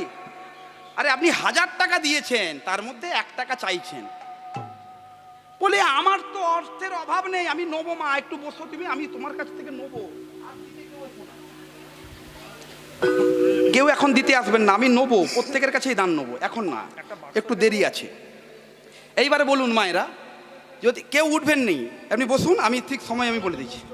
হ্যাঁ হ্যাঁ হ্যাঁ, কথাটা কেটে যাচ্ছে, আমাকে টাইমের মধ্যে শেষ করতে হবে, আমি ওইখানে 2 সেকেন্ড চলে গেলে আমার মস্তিষ্কটা নষ্ট হয়ে যাবে। এইবারে বলুন, ধরুন 1 টাকা যদি চান, তাহলে কি আপনার মান সম্মান যাবে? যাবে না। তখনই কৃষ্ণচন্দ্র বলছে, দেখো আমার তো ধন সম্পদের অভাব নেই, কিন্তু ভিক্ষাটা আমি করব কেন সেটা বলো। মায়েরা খুব মন দিয়ে কথাটা শুনুন। আপনাদের এইটা কেশপুর চত্বর, কেশপুর থানা, এটা কেশপুর থানায় তো, হ্যাঁ, এই কেশপুর থানার এলাকাতে অনেক হরিসভা হয়, এখানে ছাড়াও আরও অনেক জায়গায় হরিসভা হয়, ব্যক্তিগত বাড়িতেও হরিসভা হয়। দেখবেন ব্যক্তিগত বাড়িতে যদি হরিবাসর হয়, দেখবেন নিয়ম আছে, 5 বাড়ি বা 7 বাড়ি মাধুকুরি করতে হয়, এখানে নিয়ম আছে এটা। হ্যাঁ, তাহলে এটা সব জায়গাতে আছে। ধরুন আপনার 5 বিঘা জায়গা আছে, কোটি কোটি টাকা আছে, তবুও আপনি ভিক্ষা করতে যাবেন কেন? কিসের নিয়ম বলতে পারলেন না?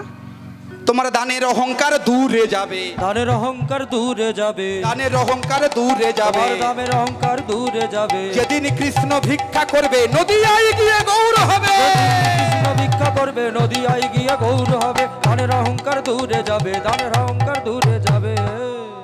ভক্তমণ্ডলী, ভক্তিমতী মা, তাহলে বুঝতে পেরেছেন যে দানের অহংকার যাতে কখনো আকৃষ্ট না করে। আমি 1000 টাকা দক্ষিণা দিলাম, প্রণামী দিলাম কমিটির মন্দির প্রকল্পে, তারপরে অন্য লোক 50 টাকা দিয়েছে, তার সামনে আমি বললাম 50 টাকা, আমি 1000 টাকা দিয়েছি।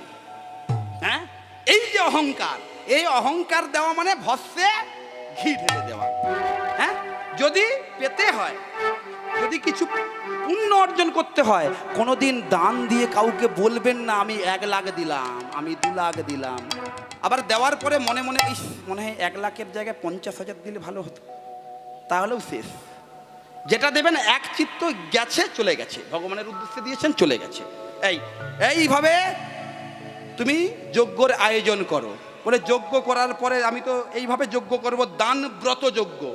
হ্যাঁ, কিন্তু যজ্ঞ করতে গেলে সবাইকে তো নিমন্ত্রণ করব, তাহলে নিমন্ত্রণ পত্র কাকে দিয়ে লিখবো?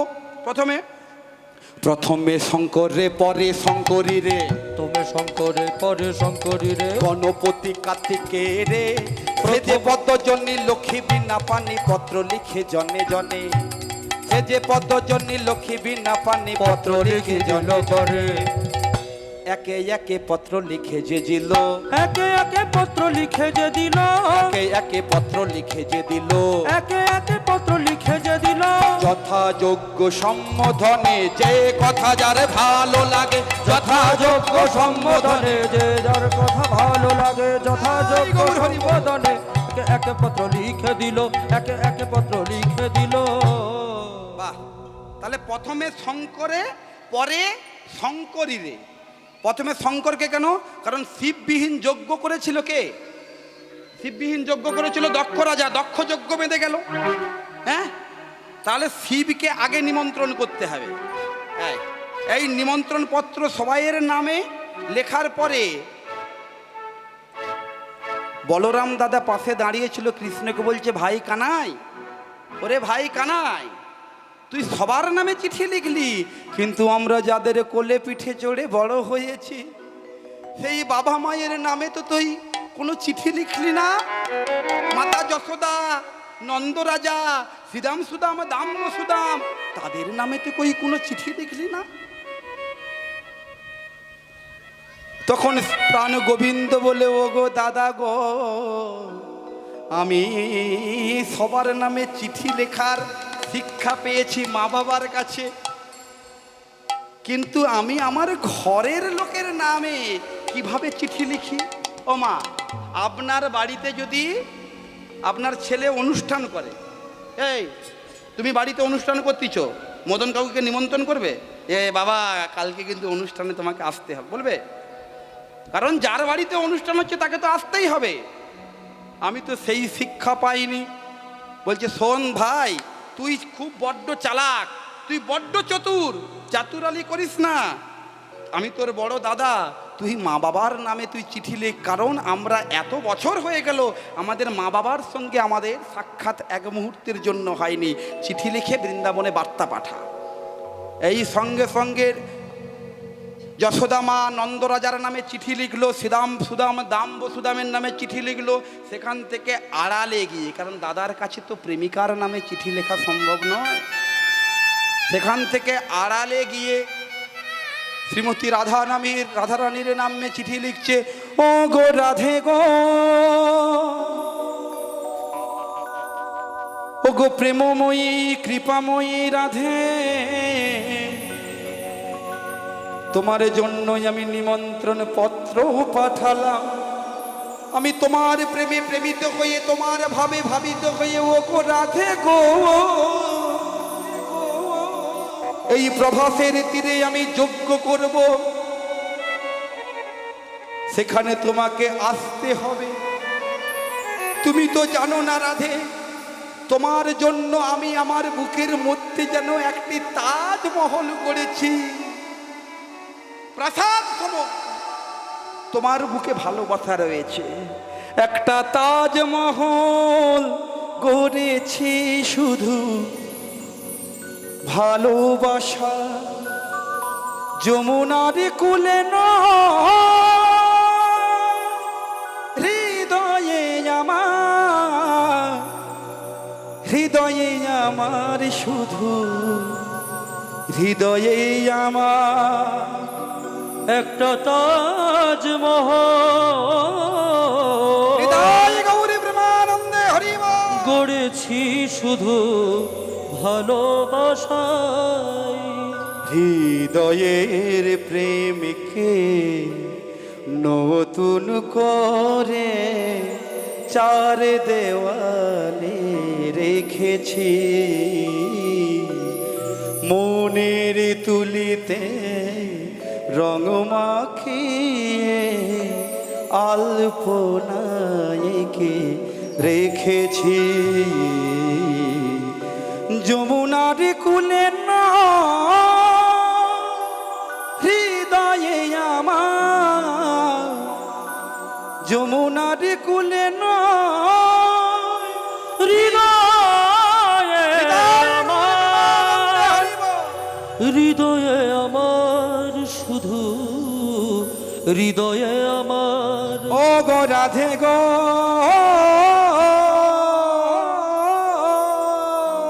আমি তোমার প্রেমে প্রেমিত হয়ে তোমার ভাবে ভাবিত হয়ে তোমার কৃপায় আমি প্রভাসের তীরে যজ্ঞ করব, তোমার আশা নিশ্চিত। তুমি অবশ্যই এসো রাধে, তুমি তোমার সখীগণদের সঙ্গে নিয়ে তুমি অবশ্যই প্রভাসের তীরে যজ্ঞ ক্ষেত্রে তুমি এসো, তোমাকে আমি এত বৎসর পরে দেখব। এই নিমন্ত্রণ পত্র সবার নামে, স্বর্গে মর্তে পাতালে সব জায়গায় নিমন্ত্রণ পত্র নিয়ে যাবে কে? কে যাবে? বলরাম দাদা, কে যাবে?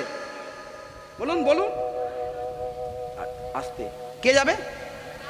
হ্যাঁ, নিমন্ত্রণ পত্র পাইয়া নারদ চলিল, নিমন্ত্রণ পত্র পাইয়া নারদ চলিল, কৈলাসে ধামে আসি উপনীত হলো, কৈলাসে ধামে আসি উপনীত হলো, কৈলাসে ধামে আসি উপনীত হলো, কৈলাসে ধামে আসি উপনীত হলো।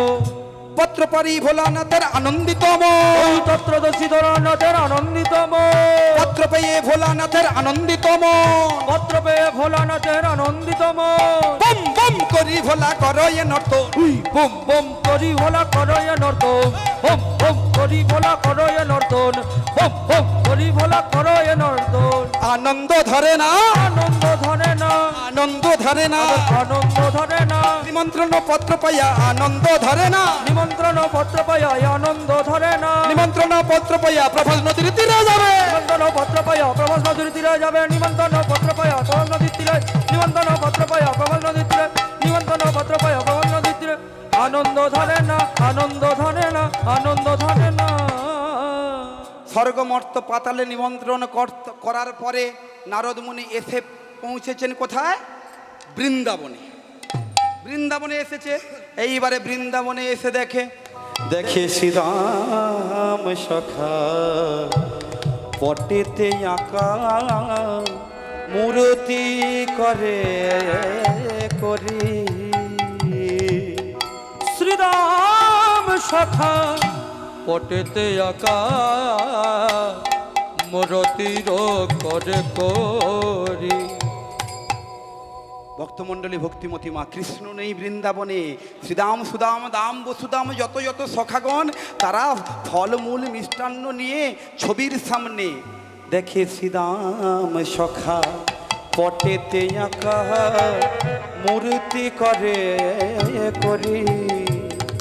পাকা পাকা ফল লইয়া সুবল কানাই খারে খারে, ওরে কানাই তোরে আর এঠো ফলা খাওয়াবো না রে, ওরে কানাই খাওয়াবো না রে, ওরে আমার প্রাণের কানাই এঠো ফলার খাওয়াবো না রে।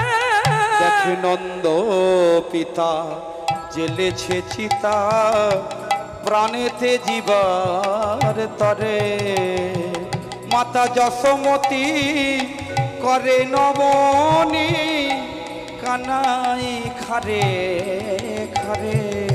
এই শ্রীদাম সুদাম দাম বসুদামের অবস্থা, তারা পাকা পাকা ফল নিয়ে এঁঠো ফল নতুন ভালো ফল নিয়ে প্রাণ গোবিন্দের মূর্তির সামনে ধরাচ্ছে, বলে গোপাল ওরে কানাই তোকে কি আমরা এঁঠো ফল খাওয়াতাম বলে তুই আমাদেরকে চিরতরের মতো ছেড়ে চলে গেলি, আর তোকে কখনো কোনো দিন এঁঠো ফল খাওয়াবো না, কোনো দিন খাওয়াবো না, তোকে কথা দিচ্ছি।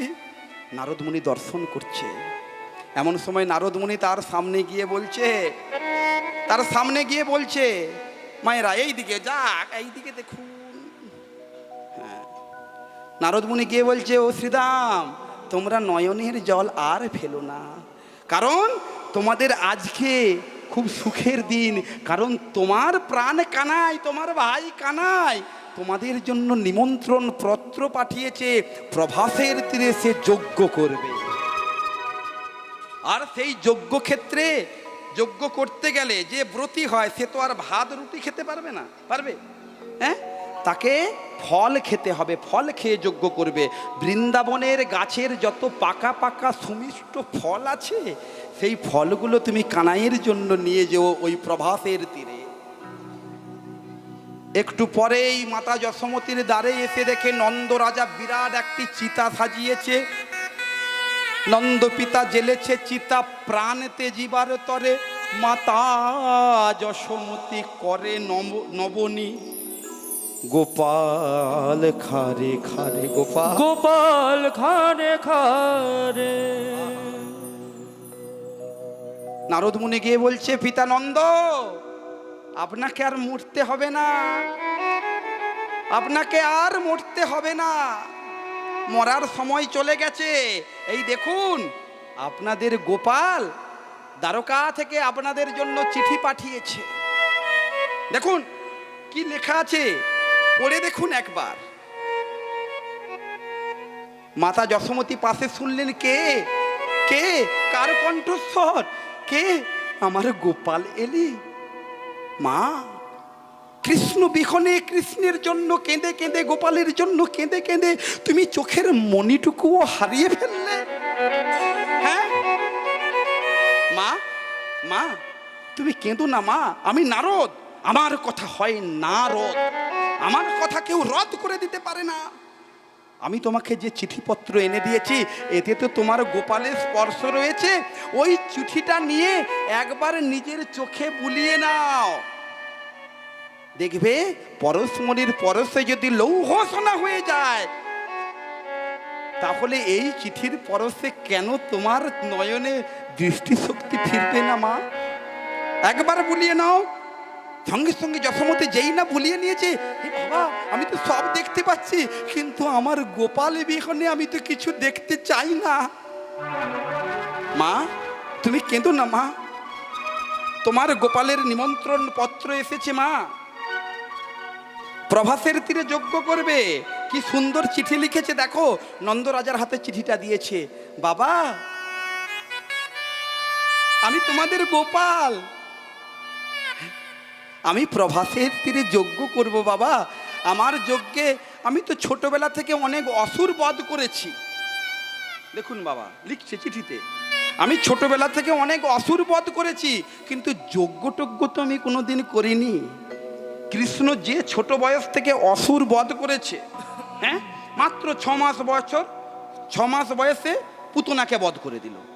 অঘাসুর, বকাসুর, তৃণবর্তাসুর, যত যত অসুর মেরেছে, আপাতত আমার তো মনে হয় কোনো অবতারে, কোনো ভগবান, কোনো মহাপুরুষ, কোনো দেবতা এত কম বয়সে কোনো অসুর মারতে পারেনি, পেরেছে? বাবা আমি ছোটবেলা থেকে শুধু অসুর বিনাশ করে গেছি, কিন্তু যজ্ঞ টজ্ঞ তো করিনি। তুমি আমার পাশে থেকে আমাকে যজ্ঞের নিয়ম নীতি শিখিয়ে দিও, তুমি যজ্ঞটা সুন্দর করে পরিচালনা করো। আর মাকে বলবে মা যেন আমার জন্য বৃন্দাবন থেকে গাভীর দুগ্ধ দহন করে ক্ষীর স্বর নবনী নিয়ে আসে। আহা আহা, আরো লিখেছে, আরো লিখেছে, তুমি না এলে, হ্যাঁ তুমি না এলে যজ্ঞ সম্পূর্ণ হবে না। বাবা যশোমতী আর কান্নার দিন নেই, তৈরি হও, যেতে হবে, তৈরি হও, যেতে হবে। গোপালের ডাক এসেছে, আর থাকা যায়? এরপরে আস্তে আস্তে করে নিমন্ত্রণ পত্র দিয়ে দিয়েছে। এইবার কার কাছে যাবে? শ্রীমতী রাধারানীর কাছে গিয়েছে। মায়েরা মন দিয়ে শুনুন, শ্রীমতী রাধারানীর কাছে গিয়েছে। রাধারানীর কাছে গিয়ে বলছে, নারদ শোনো রাধে, আমি কথা দিয়েছিলাম তোমাকে। কি কথা দিয়েছিল? মিলন ঘটাবে। হ্যাঁ, ঝগড়া লাগানোর দেবতা আজকে মিলন ঘটাতে পারে, তার প্রমাণ দিচ্ছি। হ্যাঁ শোনো রাধে, আমি কথা দিয়েছিলাম যে তোমাদের আমি মিলন ঘটাবোই ঘটাবো। আমি নারদ, আমার কথা হয় নারদ। হ্যাঁ আমি এই চিঠিপত্র এনে ফেলে দিলাম, প্রভাসের তীরে যজ্ঞ হবে অমুক দিন, তোমরা কিন্তু প্রত্যেকে যাবে। ব্যাস। আচ্ছা বলুন তো মা, যে কৃষ্ণকে দেখার জন্য 100 বছর অপেক্ষা করে রয়েছে, সেই কৃষ্ণের ডাক ডাক এসেছে, আর 1 সেকেন্ড 1 মুহূর্ত থাকতে পারা যায়? কি বলেন? 1 মুহূর্ত সঙ্গে সঙ্গে সঙ্গিনী রঙ্গিনী প্রেম ও তরঙ্গিনী সকলকে সঙ্গে নিয়ে শ্রীমতী রাধারানী যাবার জন্য পসরা সাজিয়ে নিয়ে বেরিয়ে পড়েছে গোবিন্দের জন্য। সঙ্গে সঙ্গে ছিল কে? কে? কুটিলা। কুটিলা কুটিলা কোথায় যাবে? খুব সাজগুজ না? এতদিন তো ছেঁড়া বস্ত্র পরেছিলে, খুব সাজগুজ। কোথায় যাবে? ননদী, আজকে পৃথিবীর শক্তি একদিকে থাকবে, আমি একদিকে থাকবো, আমাকে আজ কেউ আটকে রাখতে পারবে না। আমার প্রাণ গোবিন্দের ডাক এসেছে, প্রভাসের তীরে যোগ্য হবে, আমাকে যেতেই হবে। হ্যাঁ, তুমি আমাদের সংসারে থাকবে, আমাদের খাবে, আমাদের পরবে, তুমি কানু ছোড়ার সঙ্গে দেখা করতে যাবে? তোমাকে যেতে দেওয়া হবে না। আমি আমার দাদাকে ডাকবো, শোনো ননদী, তুমি আজকে আমার হাত বাঁধবে, চোখ বাঁধবে, মুখ বাঁধবে, তবুও কিন্তু আমার প্রাণটা চলে যাবে তার কাছে। আমার হাত বান্ধিবি, পাও বান্ধিবি, মন বান্ধিবি কেমনে? আমার চোখ বান্ধিবি, মুখ বান্ধিবি, পরাণ বান্ধিবি কেমনে? আমার হাত বান্ধিবি, পাও বান্ধিবি, মন বান্ধিবি কেমনে? আমার চোখ বান্ধিবি, মুখ বান্ধিবি, পরাণ বান্ধিবি কেমনে? এই প্রেমে যে সুখের নামে শুধু দুঃখ দিতে জানে, সেই সুখের সেদিন ভুলব কি করে? কি করে, কি করে? জানি সময় জোয়ার ভাটা, আছে গোলাপ ফুলেও কাটা, তবু দুটে শহরে থাকবো কি করে?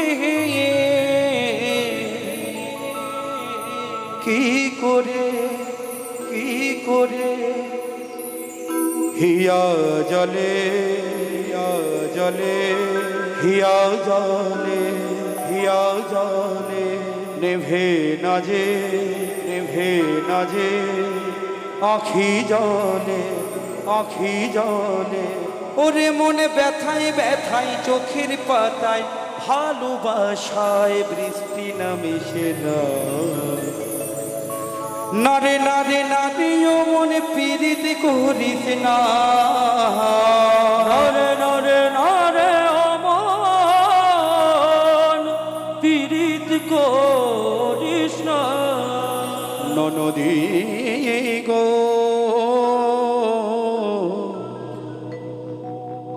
যা ফিরে যা ঘরে,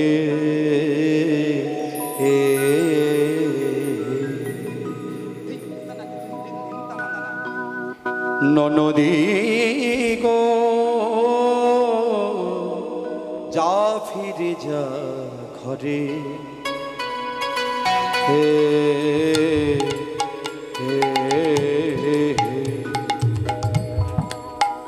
ওগো ডুবেছে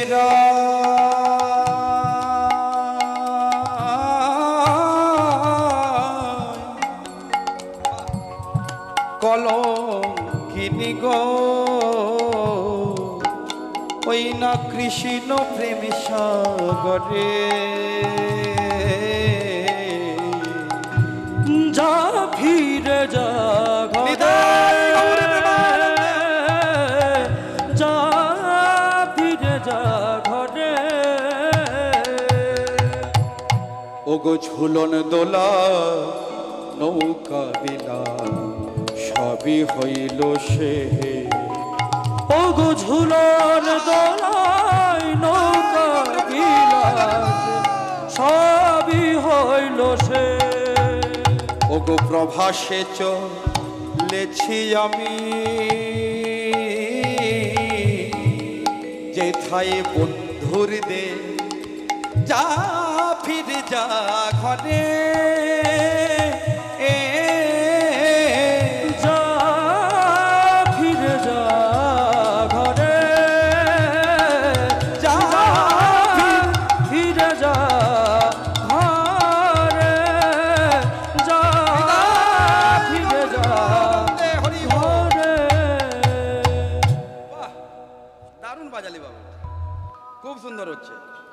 এইটা আমার ছাত্র, আপনারা জানেন আমি এখানে আগে শিকল বাজাতাম তো নাকি, হ্যাঁ? আমার অনেকগুলো ছাত্র রয়েছে, তাদের মধ্যে বেশ কয়েকজন খুব ভালো বাজাচ্ছে। এটাকে এখন তুলতে হবে, একে সামনের 1 বছরের মধ্যে ও একদম বাঘ হয়ে যাবে। এখন বিড়াল আছে, কিন্তু কদিন পরে ও আবার বাঘ হয়ে যাবে। ওরে বাবরে, বিরাট তেজ হবে। হ্যাঁ, এখন বাচ্চা, এখন দুধ খাওয়াচ্ছি, ওকে দুধ খাইয়ে এখন মানুষ করছি। হ্যাঁ, একটু আশীর্বাদ করুন আপনারা ওকে। এরা তৈরি হয়ে গেলে আমার এরকম 40-50টা আছে, এরা তৈরি হয়ে গেলে আমার আর চিন্তা থাকবে না। কে থাকলো না থাকলো, মহাপ্রভু ঠিক পার করে দেবে। হ্যাঁ, আগামী দিনে ও যেন আপনাদের আসরে এসে একদম ফাটিয়ে বাজায়। আশীর্বাদ করুন, উলুধ্বনি করুন, নিতাই গৌরে প্রেমানন্দে হরি বল। 2 মাস হয়েছে ওর শিক্ষা, এই 2 মাস শুরু করেছে, মাত্র 2 মাস। যাই হোক, গানে বাজাতে পারবে আমি এটা স্বপ্নেও ভাবিনি, ও বাজিয়ে দিয়েছে, মোটামুটি ঠেকাটা দিয়েছে। হরি হে। ভক্তমণ্ডলী, ভক্তিমতী মা সঙ্গে সঙ্গে যখন চলে যেতে বলছে কুটিলাকে, রাধারানী যে তুমি চলে যাও, হ্যাঁ, সঙ্গে সঙ্গে বলছে কি আমার উপরে কথা, আমি দেখবি, আমি দাদাকে ডেকে আনবো। হ্যাঁ, দেখ দেখ ভালো করে দেখ, দেখ তোর বউ সেজে গুজে কোথায় যাবে। হ্যাঁ, দেখ আর বার করে বলছে, দাঁত বার করে। হ্যাঁ, কি হ্যাঁ কোথায় যাবে?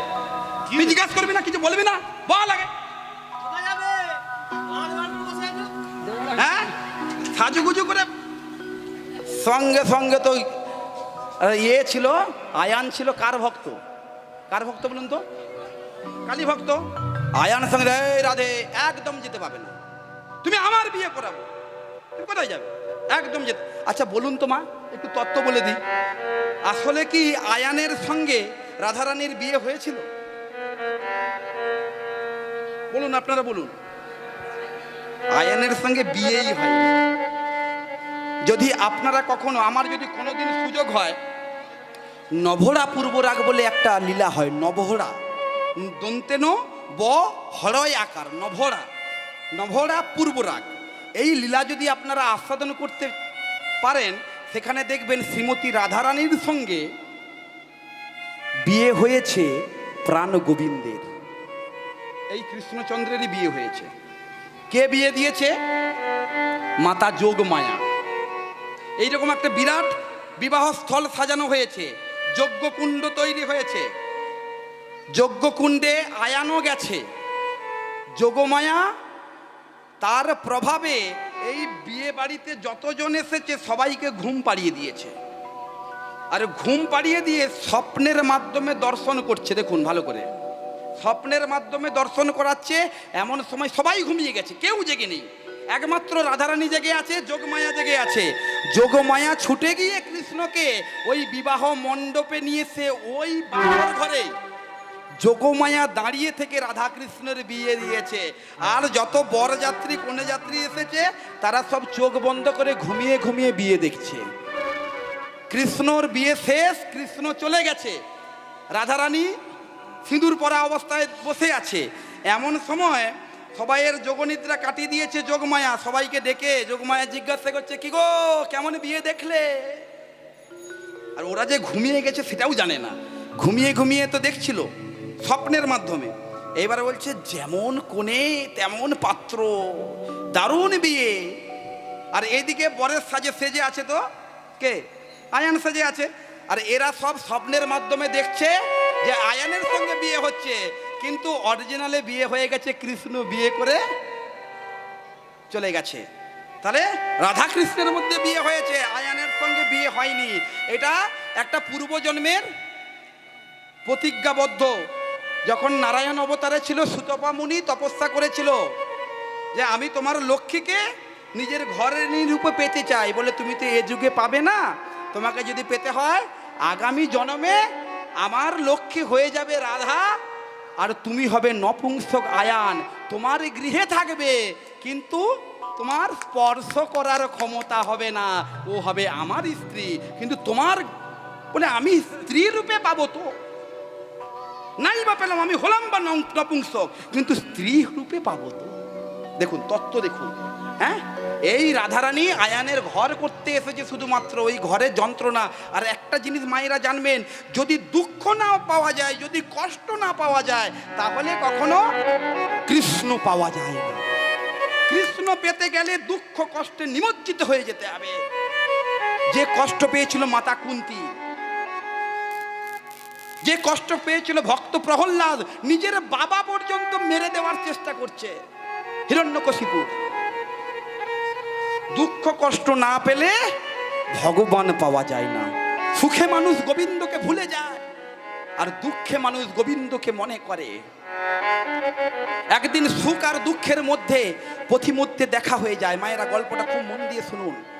সুখ আর দুঃখ দুই বন্ধু, দীর্ঘদিন পরে সুখ আর দুঃখের পথিমধ্যে দেখা হয়ে যায়। মায়েরা এই দিকে তাকানা, এই দিকে তাকান। হ্যাঁ, দেখা হতেই সুখ দুঃখকে বলছে, কি গো দুঃখ তুমি কেমন আছো? দুঃখ বলছে আমি ভালো নেই, কারণ আমি যার সংসারে ঢুকি তাদের সংসারে শুধু অভাব আর অনটন। সুখ বলছে সেদিক থেকে আমিও দুঃখী। না শোনো, কেন তুমি দুঃখী? সুখ বলছে। সুখকে জিজ্ঞাসা করছে দুঃখ যে সুখ তুমি কেন দুঃখী? বলে আমি কেন দুঃখী জানো না?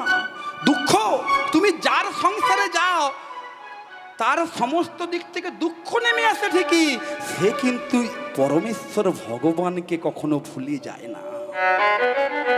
কিন্তু আমি সুখ, আমি যার ঘরে প্রবেশ করি সে সব কিছু মায়াই পড়ে, বাড়ি গাড়ি টাকা পয়সা জমি বাড়ি সবের মায়াই পড়ে, যার জন্য পরমেশ্বর ভগবানের জন্য পৃথিবীতে আসা তাকে পর্যন্ত ভুলে যায়।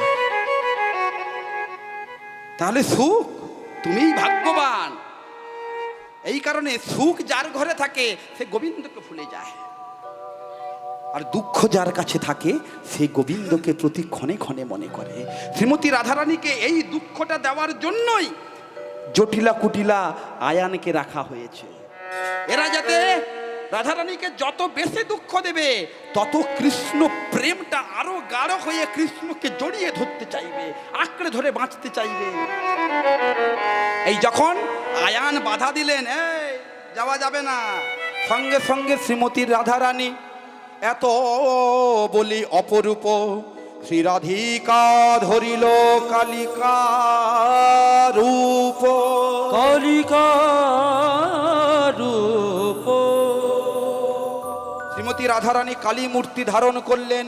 কালীঘাটের কালী তুমি, কৈলাসে ভবানী, কালীঘাটের কালী তুমি, কৈলাসে ভবানী। আবার বৃন্দাবনে রাধা প্যারি, গোকুলে গোপিনী, পাতালেতে তুমি মাগ হয়ে ভদ্র কালিকাত, দেবতা করেছে পূজা দিয়ে নরবলি গো, বসন পরমা পর, বসন পরমা, বসন পর পরমা গো, বসন পরমা, বসন পরমা, বসন পরমা, বসন পরমা।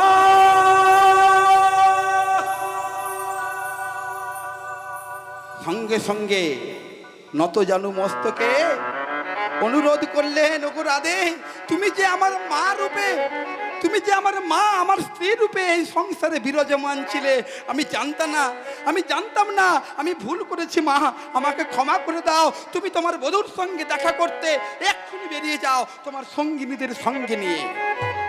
ব্যাস, পারমিশন আদায় হয়ে গেছে।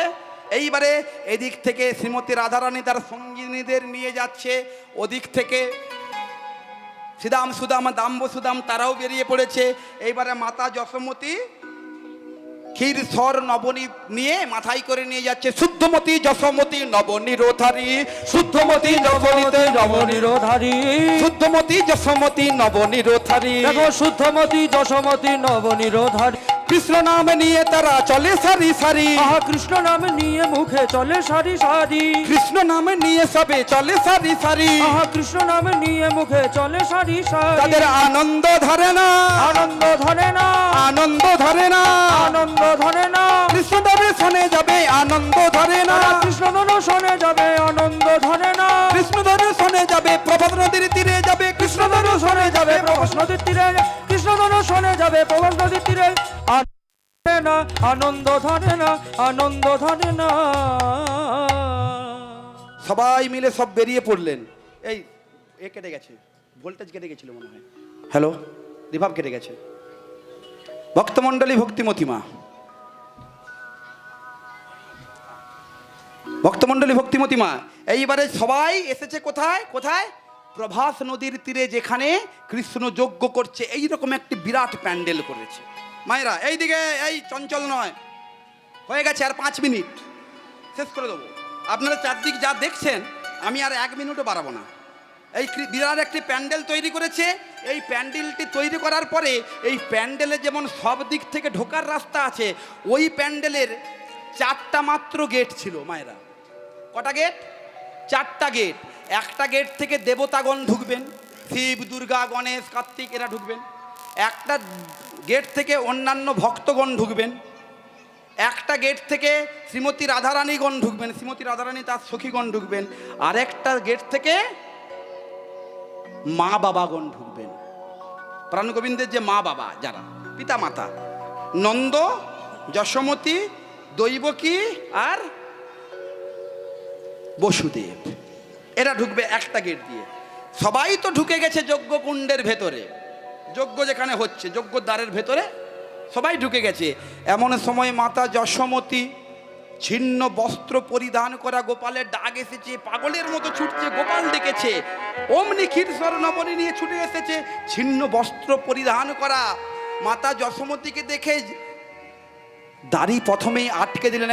এই ভিখারিনী, এই ভিখারিনী, ফকিরনী, এই ফকিরনী, কোথায় যাবে, কোথায় যাবে? বলে আমি আমার গোপালের কাছে। ওই গোপাল তোমার কে হয়? তুমি জানো না গোপাল আমার ছেলে হয়, আমার আমার পুত্র, আমার গোপাল। আসল দাঁত দিয়ে একটা ভিআইপি গেট থেকে, বোঝেন তো, ভিআইপি গেট থেকে ঢোকার জন্য তুমি বলছো গোপাল তোমার পুত্র। বেরাও ভিখারি, বেরাও এখান থেকে। দাঁড়ি অমন করো না গো, ও আমার ছেলে। কত বছর দেখিনি, 100 বছর আমি আমার গোপালকে দেখিনি। তুমি একটু দয়া করো, আমার গোপালকে একবার দেখেই আমি চোখের দেখা চলে আসবো। এই তুমি যাবে না, ঘাড় ধাক্কা দেবো। এমন করো না। যখন পায়ে হাতে ধরে কাঁদছে মাতা যশোমতী দাঁড়িয়ে, মাতা যশোমতীকে ঘাড় ধাক্কা দিয়ে যাও, বেরিয়ে যাও। আছাড় খেয়ে দূরে পড়ে গেছে। সেখানে দাঁড়িয়ে দাঁড়িয়ে মাতা যশোমতী চিৎকার করে কাঁদছে, গোপাল রে ও গোপাল, সারা দে গোপাল, সারা দে। ও গোপাল রে, ও গোপাল, সারা দে বাবা, সারা দে। গোপাল রে ও গোপাল, সারা দে গোপাল, সারা দে। ও গোপাল রে, ও গোপাল, সারা দে বাবা, সারা দে। যে বাঁশি বাজিয়েছিলি বৃন্দাবনে, যে বাঁশি বাজিয়েছিলি বৃন্দাবনে, সে বাঁশি বাজাবাজ সবার কানে। ওই সে বাঁশি বাজাবা আহার কানে। গোপাল রে ও গোপাল, সারা দে গোপাল, সারা দে।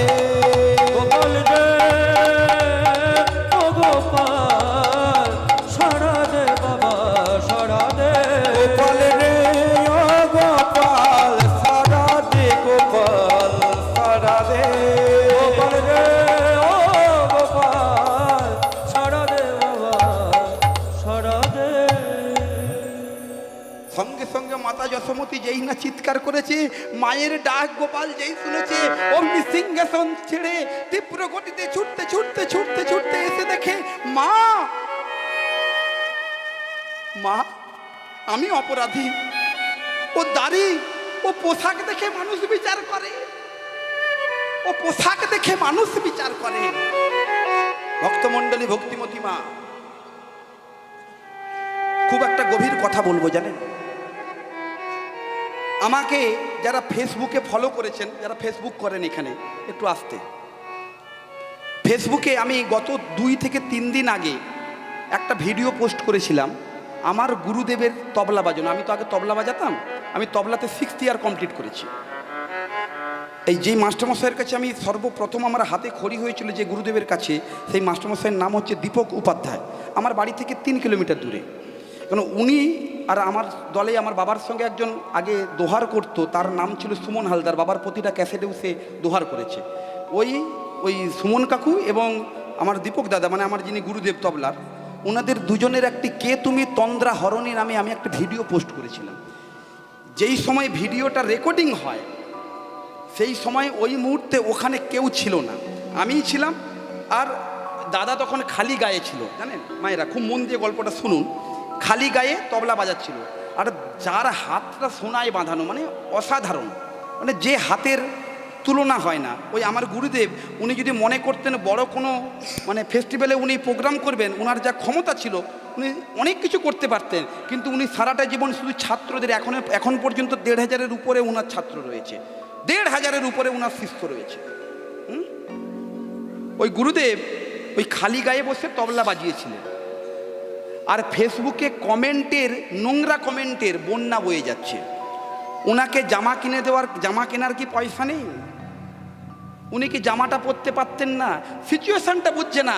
সেই মানুষটার যে ভেতরের প্রতিভাটা মানুষ দেখছে না, সে দেখছে কি, সে জামা পরল কি উলঙ্গ রইল। এ জগতে অধিকাংশ মানুষ এরকম হয়ে গেছে যে পোশাক দেখে মানুষ বিচার করে, মানুষের প্রতিভা লক্ষ্য করে না।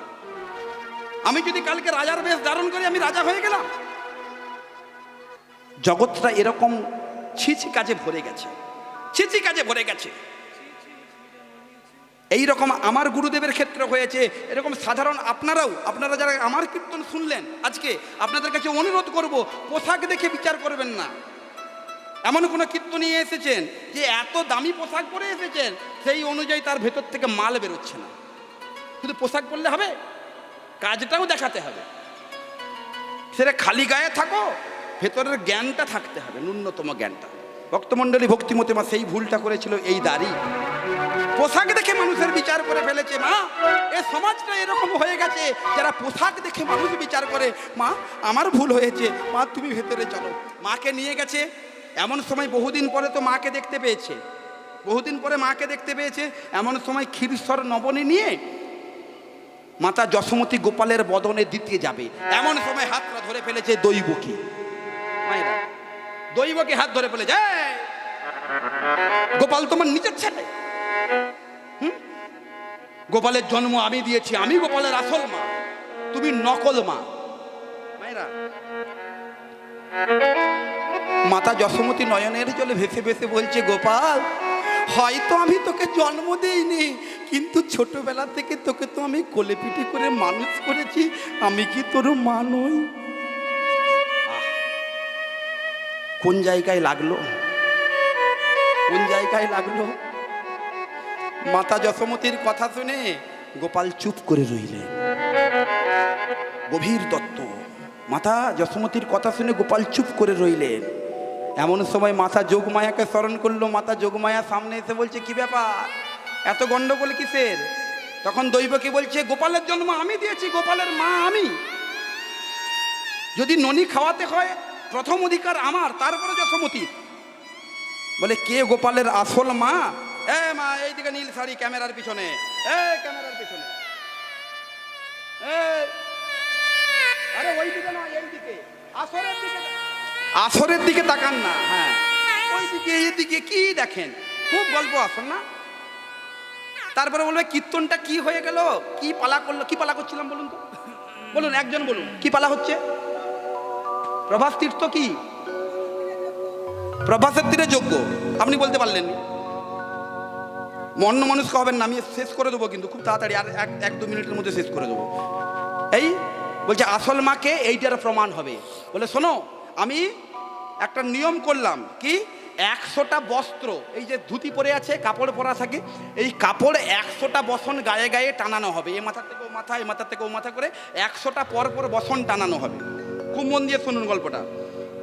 ওদিকে থাকবে 2 জন মা, আর এই দিকে থাকবে গোপাল, যার স্তন দুগ্ধের ধারা এই 100 বসন ভেদ করে গোপালের বদনে পড়বে, সে হবে গোপালের আসল মা। নিতাই গৌর হরি বল। বিরাট পরীক্ষা, বিরাট পরীক্ষা। ওইদিকে মাতা যশোমতী আর দৈবকী, দৈবকী বলে আমি গোপালের আসল মা, আমি আগে পরীক্ষায় অংশগ্রহণ করব। হ্যাঁ, গোপালের মুখে আমার স্তনদুগ্ধ যাবেই যাবে। এমন সময় প্রথমেই গরবে দৈবকী সস্তন ধরি প্রথম বসন ভেদ না করি। কি গরবে দৈবকী সস্তন ধরি প্রথম বসন ভেদ না করি, অহংকার করে গেছিল। আমি একটু পূর্বেই বললাম যে ভগবান দুটো জিনিস সহ্য করে না, ভক্তের নয়নের জল আর ভক্তের অহংকার। এদিকে মাতা যশোমতী নয়নের জলে ভাসছে, আর ওদিকে মাতা দৈবকী অহংকারে ফুলছে। হ্যাঁ, প্রথম বসনটা 100 বসন তো দূরের কথা, প্রথম কাপড়টাই ভেদ করেনি, গোপালের বদনে যাওয়া তো দূরের কথা। এরপরে মাতা যশোমতী, মায়েরা খুব মন দিয়ে শুনুন, মাতা যশোমতী যেই স্তনধারা দিয়েছে 100 বসন ভেদ করে ফিচকিরির মতো গোপালের বদনে সে স্তনধারা পড়েছে। কে আসল মা? মায়েরা প্রমাণ হয়ে গেছে, যশোমতী আসল মা। কিন্তু একটা কথা বলুন তো, যে জন্ম দিল সে আসল মা হতে পারলো না, তার স্তনধারা গোপালের বদনে গেল না, এটা কি মেনে নেওয়া যায়? মন দিয়ে শুনুন, এটা মেনে নেওয়া যায়? এটা হচ্ছে পূর্ব জন্মের পাপ। এই আপনারা যারা এ জন্মে দুঃখ কষ্ট যন্ত্রণা পাচ্ছেন, সেটা এ জন্মের শুধু নয়, এটা পূর্ব জন্মের। দেখবেন অনেক ছোট শিশু জন্ম নিয়েই খোঁড়া হয়ে জন্ম নিয়েছে, তার কি এই জন্মের পাপ? এটা পূর্ব জন্মের পাপ, এটা বাবা মায়ের পাপ, পূর্ব জন্মের পাপ। সেই পাপ থেকে হয়েছে। এই যে পাপটি করেছিলেন, এই মহাপাপটি করেছিলেন মাতা দৈবকী যখন ত্রেতা যুগে তিনি কৈকেয়ী রূপে জন্মগ্রহণ করেছিলেন, স্ত্রী হয়েছিলেন রাজা দশরথের। শ্রী রামচন্দ্র যখন বনবাসে বেরিয়ে যাবে, মাতা কৌশল্যা গোপালের জন্য দুধের বাটি এনেছিল। বনবাসে তো চলে যাবে চিরতরে রাম, রামের জন্য অন্তত 1 বাটি দুধ নিয়ে যায়, আমার রাম আর তো পাবে না বনবাসে গিয়ে। ওই কৌশলার দুধের বাটি দেখে কৈকেয়ী দুধের বাটিটা হাত দিয়ে ফেলে দিয়েছে, রামের জন্য আবার দুধ। মনে করুন, তখন প্রাণ গোবিন্দ বলছে, মনে করো মা দৈবকী, সেই দিন তুমি যখন কৈকেয়ী রূপে ছিলে, তুমি আমার দুধের বাটিটা ফেলে দিয়ে বলেছিলে রামের জন্য দুধ। দুধ যদি খেতে হয় আমার ছেলে ভরত খাবে, রাম কেন খাবে?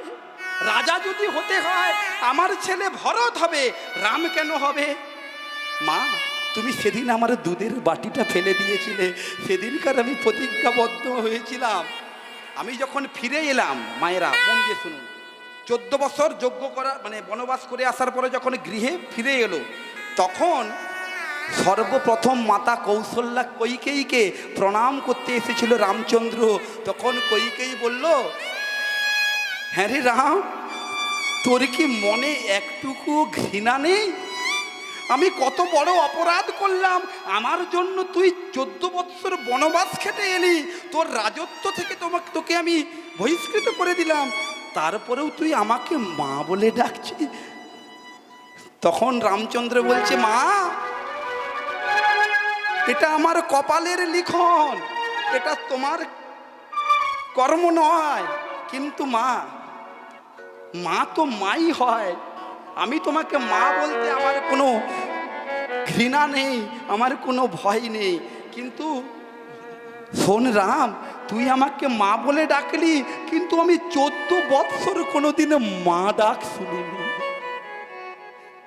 14 বৎসর আমি মা ডাক শুনিনি। বলে কেন মা? ঘরে তো ভরত এবং শত্রুঘ্ন তারা তো ছিল, তারা তোমাকে মা বলে ডাকেনি? আহা! তারা মা বলে ডাকেনি? বলে তারা আমাকে মা বলে ডাকেনি, আমার নিজের সন্তান ভরত সে আমাকে চণ্ডালিনী বলে ডাকে। ভাবু, এটাই স্বর্গ, এটাই নরক। আপনি যদি পাপ কাজ করেন নরকের ভোগটা এখানেই করবেন, ওই পরপারে মরার পরে নয়, এখানেই পেয়ে যাবেন। যদি প্রকৃত পাপ করে থাকেন তাহলে এখানেই আপনার পাপের খণ্ডন হয়ে যাবে, ওই পরপারের অপেক্ষায় থাকতে হবে না। শোনো মা, তুমি আমার মা, ছেলে আছে থাকবে। বলে শোন বাবা, তুই যখন এত দয়াময়, এত কৃপাময়, এত প্রেমময়, আমাকে একটা বর দিবি বাবা। কি বর চাও মা?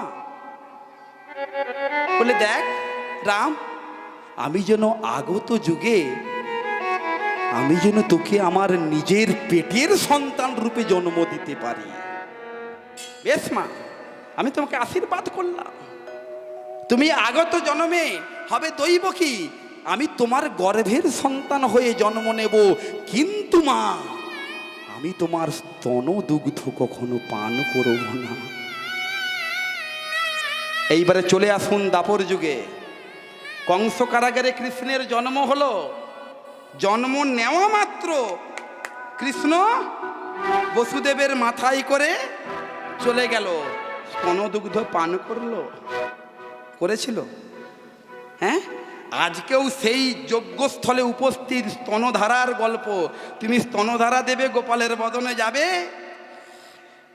গেল না, দৈব কি ফেল। মাতা যশোমতী যেই না দিয়েছে তেমনি স্তনধারা গোপালের বদনে গিয়ে পড়লো। কিন্তু মাতা যশোমতী কি এমন পুণ্য করলো যে মাতা যশোমতীর স্তনধারা গোপালের বদনে পড়লো? প্রশ্ন হয় না? হ্যাঁ, যখন ছিল সত্যযুগ, ধরা এবং সতী, ধরা সতী ছিলেন দ্রোণ ব্রাহ্মণের স্ত্রী। নারায়ণ অবতারে ভগবান কৃষ্ণ যখন নারায়ণ অবতারে ছিলেন, নারদ মুনিকে নিয়ে ভক্ত পরীক্ষার জন্য মর্তধামে গিয়েছিলেন। সেখানে গিয়ে ওই ধরা সতীর বাড়িতে, ধরা মায়ের বাড়িতে দুপুরবেলায় খাওয়ার জন্য আবেদন করেছিলেন, মা আমাদেরকে দুটো অতিথি সেবা দাও, দুপুরের অন্ন সেবা। ঘরে এক মুষ্টিও চাল ডাল ছিল না। আর ওই মুহূর্তে মাতা ধরা সতী ছুটতে ছুটতে গিয়ে মুদির দোকানে চাল ডাল চাইলেন, আমাকে ধার দাও, বাকিতে দাও। বলে বাকি দিলে হবে ফাঁকি, আমি বাকি দিতে পারবো না, আমি একটা শর্ত দিতে পারি, তুমি যদি তোমার ওই স্তনযুগল আমার কাছে বাঁধা রাখতে পারো আমি তোমাকে চাল ডাল দিয়ে দেবো। বন্ধক, বন্ধকই করো, তোমার স্তনটা বন্ধক দাও। স্তন দুটো ধারালো অস্ত্র দিয়ে কেটে ওই মুদির দোকানের কাছে বন্ধক দিলেন। দিয়ে চাল ডাল নিয়ে এসে অতিথি সেবা দিয়ে ভাত রান্না করে, অন্ন প্রসাদ রান্না করে নারায়ণকে এবং ওই অতিথি দুজনকে দিতে যাবে, এমন সময় কিছুটা রুধির মানে রক্ত ওই থালার পাশে পড়ে গেছে। সঙ্গে সঙ্গে দুজন অতিথি দাঁড়িয়ে পড়েছে, মা অসুচি হয় যারা যারা, রন্ধন গৃহে যায় না তারা, তুমি অসুচি অবস্থায় আমাদের সেবা দিলে। নয়নের জলে ভেসে ধরা মা বলে, বাবা আমি অসুচি নয়, আমার ঘরে চাল ডাল ছিল না বলে আমার স্তনটা বাঁধা দিয়েছি ওই মুদির দোকানে। সেই মুদির দোকানে নিজের স্তনে বাঁধা দিয়ে আমি তোমাদের জন্য চাল ডাল এনে তোমাদের জন্য প্রসাদ তৈরি করেছি। মা তুমি এত বড় কাজ করলে, মা তাহলে আমার আসল পরিচয় দেখো। সঙ্গে সঙ্গে নারদ মুনি এবং ওই নারায়ণ দুজন ব্রাহ্মণ দুজনের রূপ ধারণ করলেন। নারায়ণ রূপে ধরা দিয়ে বলছে, মা গো ওই যে মুদির দোকানে যে ছিল সেও অন্য কেউ নয়, সেও ছিলাম আমি নিজেই। তুমি আমার কাছে স্তন বন্ধক রেখে গেছো, আজকে আমি তোমার কাছে প্রতিজ্ঞাবদ্ধ হলাম, জনমে জনমে যতবার তুমি এই ধরাধামে আসবে, আমি যতবার আসবো ততবার আমি তোমার স্তন ধারায় বড় হব। নিতাই গৌর প্রেমানন্দে হরিব। এই কারণে মাতা যশোমতীর স্তনধারা গোপালের বদনে গেছে। মায়েদের ঝামেলা মিটে গেল। এইবারে কি মিলন পালা, আর এইখানে আরও অনেক আছে। এই পালাটা করতে গেলে 7-8 ঘন্টা লাগবে, 2টো খণ্ড করতে হয়, 1 খণ্ডে শেষ করে দিতে হবে। এইবার নারদমুনি বলছে, ওগো রাধে, তোমার সঙ্গে মিলন ঘটানোর জন্য, রাধা গোবিন্দের মিলন করানোর জন্য, দেখানোর জন্য আমার এত বড় যজ্ঞের আয়োজন করা। রাধে, তুমি আমার গোবিন্দের বাম দিকে যাও, আর আমরা সকলে মিলে তোমার যুগল মূরতি দর্শন করব। কালাচাঁদ, ও কালাচাঁদ, ও কালাচাঁদ,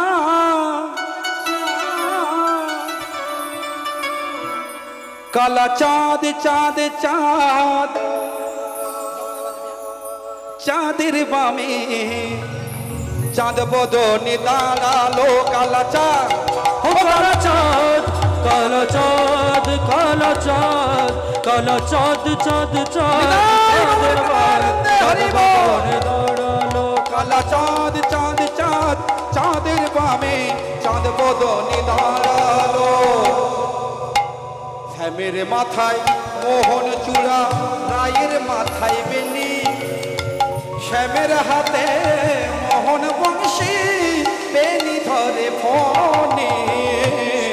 মাথায় মোহন চূড়া, রায়ের মাথায় বেনি, চূড়া করে ঝলমল ঝলমল, বেনি ধরে পনি। কালা চাঁদ, ও কালা চাঁদ, কালা চাঁদ, চাঁদ চাঁদ, চাঁদের বামে চাঁদ বদনে দাঁড়ালো।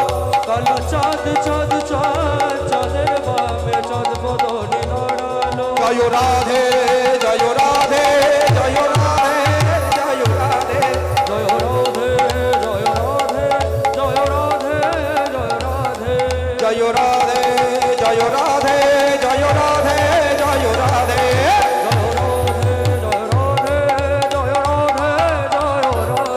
জয় রাধে, জয় রাধে, জয় রাধে, জয় রাধে।